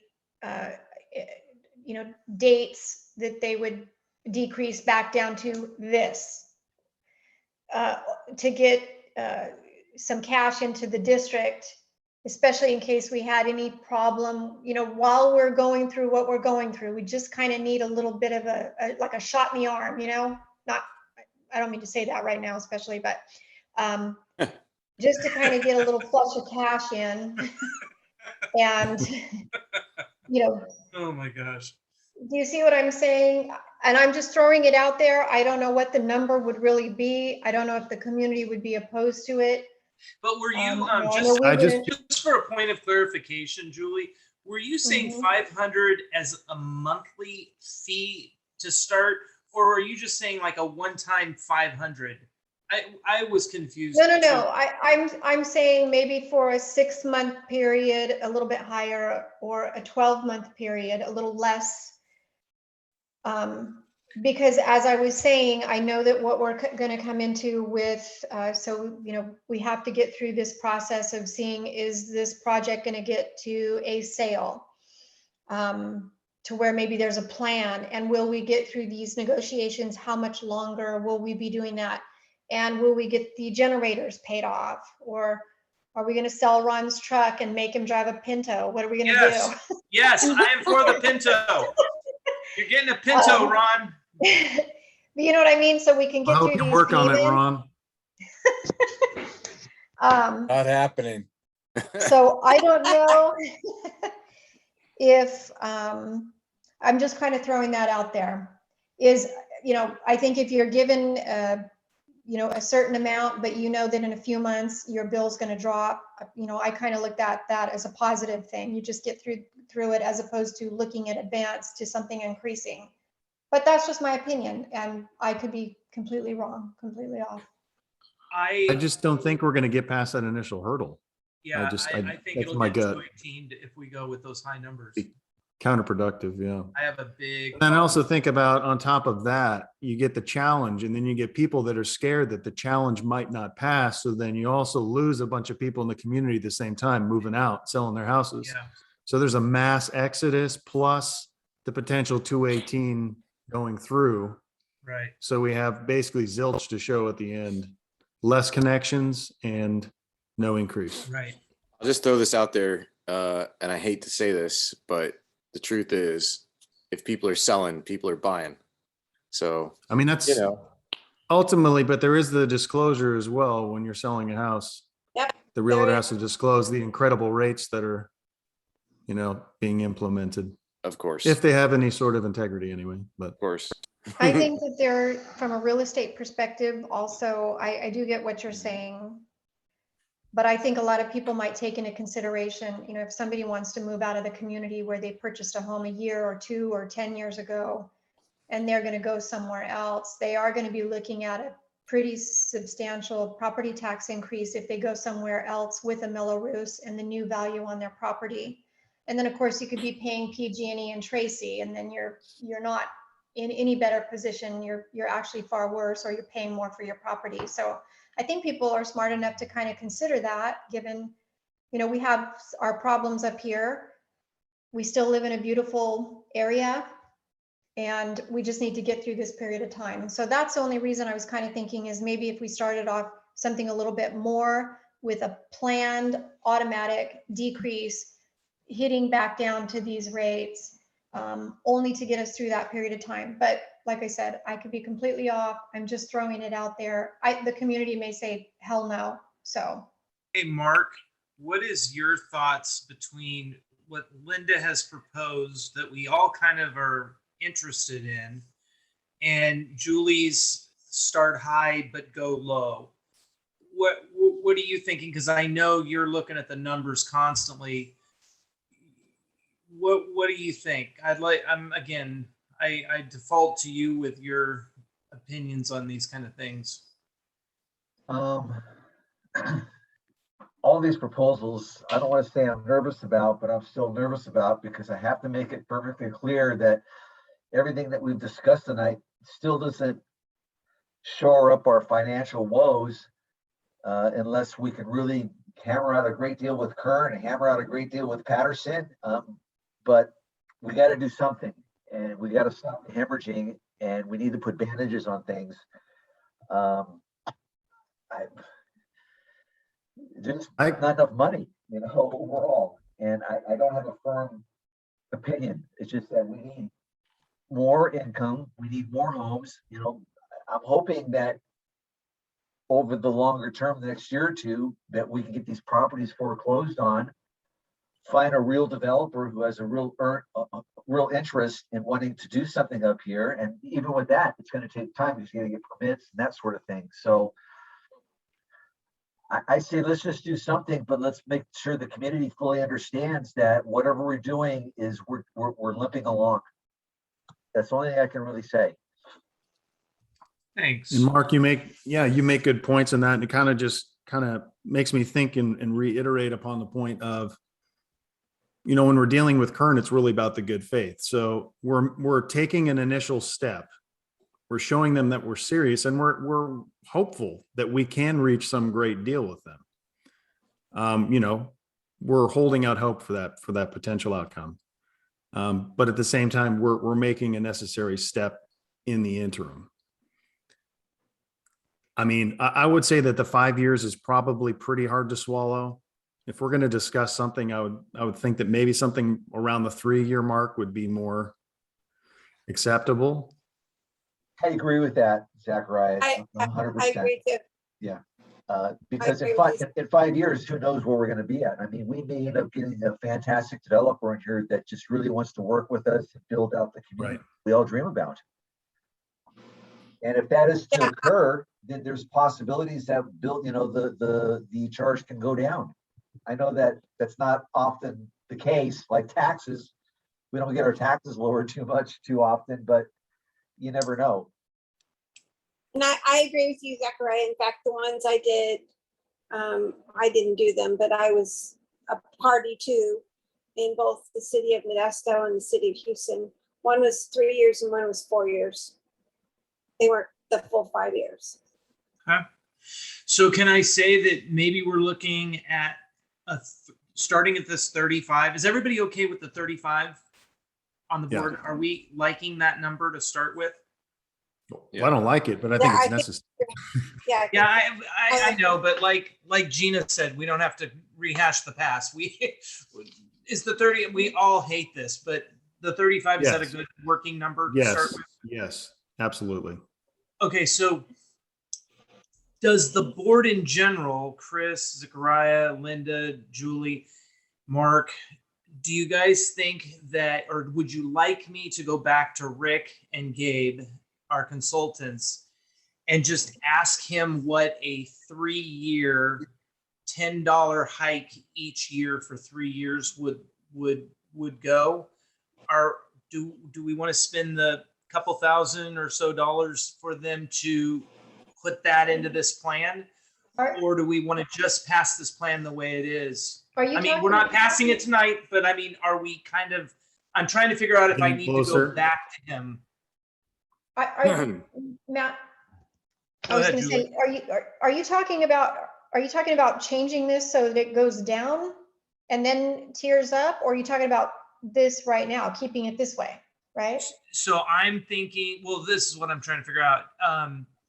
Okay, if we're planning a rate increase, we're looking at passing it in November at the November meeting, and then the 218 challenge begins. Mhm. So we wouldn't actually see any kind of pay increase until probably January, maybe even February, because there's a process that we have to go through. Mhm. So if we did go with this in November, I just need to know, are we kind of hovering around this plan with the tiers and going the 35 to start out for the first year, second year go to 45, and the third year to 55? Well, let's make that clear. You're only adding $10 each year. Exactly. Yeah. Yeah. Yes. Yes. Adding weight. Sorry, $10 per year. Correct. Yes. So what I'm trying to think is I would have to go to Gabe and Rick, as David just pointed out, and say, hey, can you work this in and massage this into this current plan we have, so we have something to approve in our meeting in November? Does everybody? I think that's a good idea, because that way they can make a chart that actually gives real numbers and how that affects. And that's what we had before when we proposed it to the public, was we had a chart that showed exactly what it would be and exactly what it would cost. Right. And you weren't in our meeting, Linda, when we had them here just 2 meetings ago. Right. Yeah. So we have all of that. We would just have to now. You have figure that this now. in. Yeah, I know you have that now. I do know that. But if we had them just massage that, what we currently have now, to add the $10 for next year, $10 for the following year, then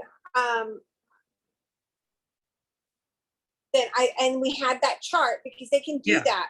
And that's what we've had before. And then it says something like, and this is hypothetical, but it says something like, fiscal year 2021 to 2023, it'd be this much. 2023 to 2024, it'd be this much. That's what. Then it's very clear, very transparent. Everybody knows exactly what they're dealing with. Right. Well, now We're going to have that if we're going to pass it. So I get it. Right. Here's an additional nuance. Just throw this out there. What if it was the optional $10? Like it's creating the headroom for it if we need to go there. But if we don't need to, then we don't necessarily do it. Well, no, we can strike anything. It's it's essentially pre-allocated for. I don't know how we can. That's the opt-out. we could opt out. I guess that's what I'm getting at. The terminology. Yes, that's easy. Once it's there, we can always remove it. We don't have to. Okay, beautiful. Okay, I like that. But does everybody on the board want to spend a couple more $1,000s to get Gabe and Rick to put this in? Or do we want to, and I'm just throwing that number out, it could be 4,000 or 5,000. I don't know. Matt, but for him can you find out how much it actually would cost? I imagine it can't be. It's not going to be that much, because they're not having to rework everything. They're just plugging in a new number. If it's Yeah. less than $1,000, it's an admin cost. I'd be willing to spend that. I think it's a good idea. Okay, Zechariah, you're okay with that too? Yeah, I'm assuming it's going to be more than $1,000 though. I would It's say if probably it's, going to be somewhere I- between 2 and 3. I'm I would assuming. say $2,000 to $3,000 is money well spent if it's going to reach, an objective that we need to reach. So Is this, I'm a little bit confused here. I'm a little bit confused. If you could just go back real quick. You're talking about a $10 increase based on after On the this? base, on the base. Right. Okay, because we already have the base based 35. on the proposed rates. 35. 35. So Julie, it's 135 next Yeah, year, okay. 145. Yeah, 135, next sorry, year, 135. 155 the year after that. Okay, I thought you were talking about bringing down the proposed base rate to reach the 135. Okay. No, I'm okay. sorry. No. All right. Also, on the tier levels, we have them here. Somebody was texting me to ask me about the 35 because we are looking at $35 and the tier level. Yes. So that we get that out of the way, everybody knows. But when you're looking at the proposed rates, I think that wasn't up tonight. That was up in the last meeting, and I think it's on the website. So I they did can present, take a look I at. did show the We rate. presented it. I'm happy to show them Okay. again if you want to see them. Okay, yeah, they were just texting me asking about the tiered rates on top of the 35. So they could kind of see where they fall. Let me show you.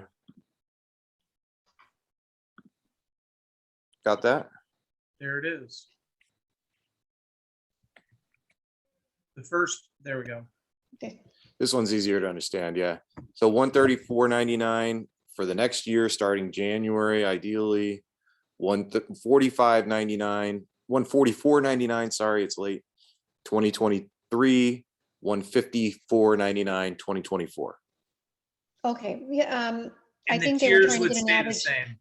We have Yeah, the sample bill impacts, and I think, and if they take a look at the water rate study from September 29th on page 9, they can look at that and it'll give you a sample.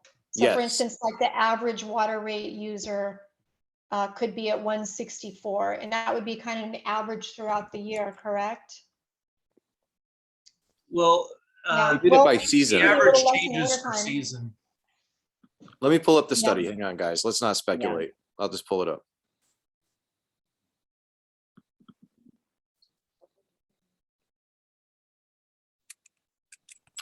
All right. Hang on. Here we go. There we go. Everyone can see that? I'm not. Oh, wait. Yep, got it. So this was the thing Linda was talking about, the chart that shows exactly revenue versus costs. Right. That would adjust for the first 4 columns there. The second, third, and fourth column rather would adjust with our plan that we're talking about. Mhm. And then here we get past the things I was just presenting. Here we go with the sample bill impacts.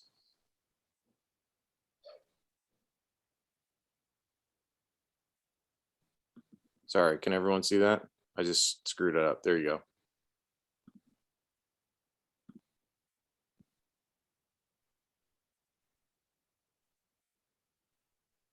Yeah, so here, that's what I was saying, like I know like for our lot, especially in the summertime, it's going to be much higher, but I think in our winter time, It'll be lower. we're not going to be that high.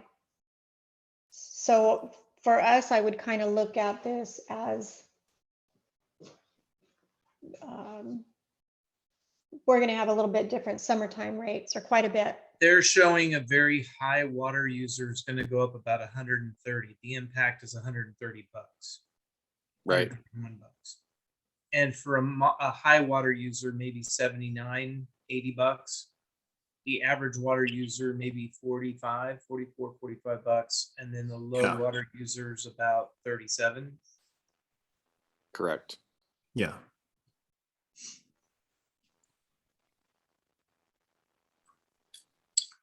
All right, Mr. Lovelace, let's see what Chris wants to say.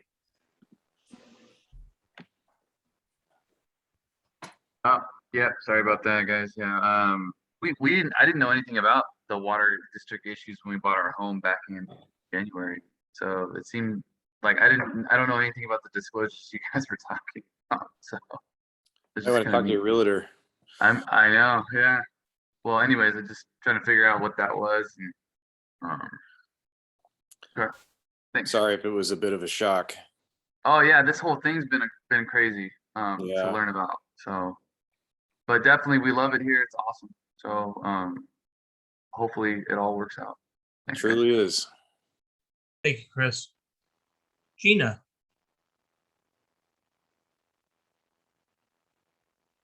Okay, so it was me that was texting Julie, and what my points are on this, Chris, you know this, the rest of the board may not know this, but I actually took data from my bills and put it against the rate study for the tiered, and their numbers are way off. The very high usage would have run or will run, instead of an additional $214 up to $500 to $800 a month. So remember though, this rate study was based on 2019 numbers. Right. So we did not use 20 or 21 because everybody was home, and the water usage, according to our consultants across the board in California, were extremely high because everybody was home and they were planting gardens and doing all sorts of stuff. So they did not want to use those numbers because they're outliers. They wanted to use the last normal season. And so those numbers are correct based on 2019 living here in the community numbers. Which you also had less homes back then, because the builders. No, we didn't. We had 595 homes. They built those in 2019. 2017, I believe, Gina. I think Ron Demers can go to bed if he would like. Okay. Because he has to get here early. He's got to get up early. Poor Hey, Ron. Quick question, Gina. How many units did you calculate off your bill? Because I remember we were talking about that. Hey, Chris, also take into consideration, it's a tier. If you're a higher user, you don't pay the full rate on the total amount of your usage. You're gonna pay the lower rate for the first unit, the next higher rate for the next unit, so it's just not one. If you're a large user, it's just not one. You don't go based on the last highest figure. No, I did it. Okay. I guess all I'm asking Gina is how many units she ended up calculating, because I don't have that in front of me right now, Chris. It's in that message. I'm basically this very high water usage rate person during the summer. If I water my lawn, which I haven't been, obviously. And I mean, these numbers, this math checks out on this particular slide. So I was just wondering where you landed. Maybe you ended up at 50 units or something like that, because if you get beyond, as you can see here with 19 units at tier 4, that's $102 just that tier.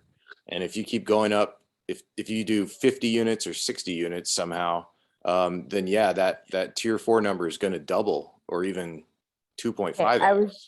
I was doing the whole bill, not just the tiered units. So again, I did go through it. I looked at the data, and you can go back and look at my message if you want to, Chris, and it spells it out. But that wasn't my main point. My main point is that whoever listens to this recorded message, or as this is rolled out, the board is talking about an increase of $35, an increase of $10 every year after that. I understand that that's on the base amount, but I also know there's these tiered usage. So the bills are not really going to go up just $35. They're going to go up either, if you go by your records, by this page, whatever it's stated there. So that is what most of the residents were upset about. was the tiered usage, not the base. So just bringing that to your attention. Well, You need to talk about the whole the bill. previous rate study didn't have tiers. This is new for this new rate study. I don't remember anyone being all upset about it, but I will go back and look at your numbers, and I'll ask you any questions I have if you don't mind, and we'll just see where you land. Yep, that works. Cool. And just because it's recorded, we're not thinking about going $35 up every single year for infinity. It's 3 years. We're now thinking 3 years. So And that's just Right. base rate. 3 years of $10 increases. So you gotta be $10 careful. increase for 3 years. Correct. Well, it's 35 the first year, right? And then Yes. $10 the next 2 years. And Yes. implementing the tiers for the first year and all the years. Yes. Correct. Keeping the tiers the way they are though for every year. Yes. Not And- changing the price. With the on it. potential opt-out, right? Correct. Wait, Zechariah, what did you say? With the potential opt-out. That would mean the board would have to say, hey, we're not going to do it this year. Right. Correct. Right. But it's still Right. there. I just want to be clear that it's not going to be residents opting out. No, it's a board Right. opting out, Yes. raising. Yes. I just wanted to be clear because. That's good clarification. Yes. All right. Gerald. And Darlene. Okay, I just want to, for Chris Lovelace's sake, based on his statement of moving in a year ago and, or whenever he moved in, not being aware, we moved in 8 years ago and I had no idea. I had shell shock when I got my first water bill. We knew there had been some water issues up here, but our understanding was that they had been resolved, but knowing the actual amount that, you know, we would be paying was a total kind of a shock. So that was 8 years ago. And obviously, I know that's not any of the board's fault, but we were not informed either. And so I think that is the case. But as we know, it is becoming more and more knowledgeable. And as someone said earlier, if people sell, I think the buyers are maybe not. I wonder, makes me wonder, even if people who have purchased very recently, if they have been, do they know what they're walking into? So. All right. Well, thank you very much, Darlene. And it's getting late. It's 10:30. We need to start wrapping this up. So just so I am clear of what my job is going to be is to go back to Rick and Gabe and simply say, can you do this now and just add a $10 increase for the next 3 years or the 2 additional years using the same tier system that we currently have? Can you work those numbers? And then we will have that available. Is everybody okay with me doing that from the board? Yes. Yes. Okay, then I will do that. And then let's plan for us to, we might have, let's plan on having, maybe we'll have one more meeting before the vote in November. We might have one more additional meeting to go over these numbers to make sure everybody's clear. Or are we okay to come into our next November meeting and be ready to go with it? Whatever we need to do. Kind of hashed it out. Whatever we need to do. Okay, I'll let you guys know. Sounds good. Okay, let me make sure we've had enough, plenty of public comments. Next business meeting is Wednesday, November the 10th, and that will be the meeting that we are planning to do a rate increase vote. And then the 218 challenge will begin right thereafter. And Ashley, myself, Krista, and Dave, my gosh, my brain, are going to begin to put all of that together and the 218 challenge stuff together. So we'll be ready to go on November the 10th. All right. All right. Well, thank you, everybody. And for the 28 of you that hung out this long, you guys are troopers. I For real. appreciate it. And thank you guys so much. And motion to adjourn. Second. All in favor? Aye. Aye. Good night, everybody. Good night. Thanks. Bye, everybody. Good night, Linda. Have fun in Tennessee. And thank you for bringing this up. I love it. Thanks. Thanks. Bye-bye. Bye.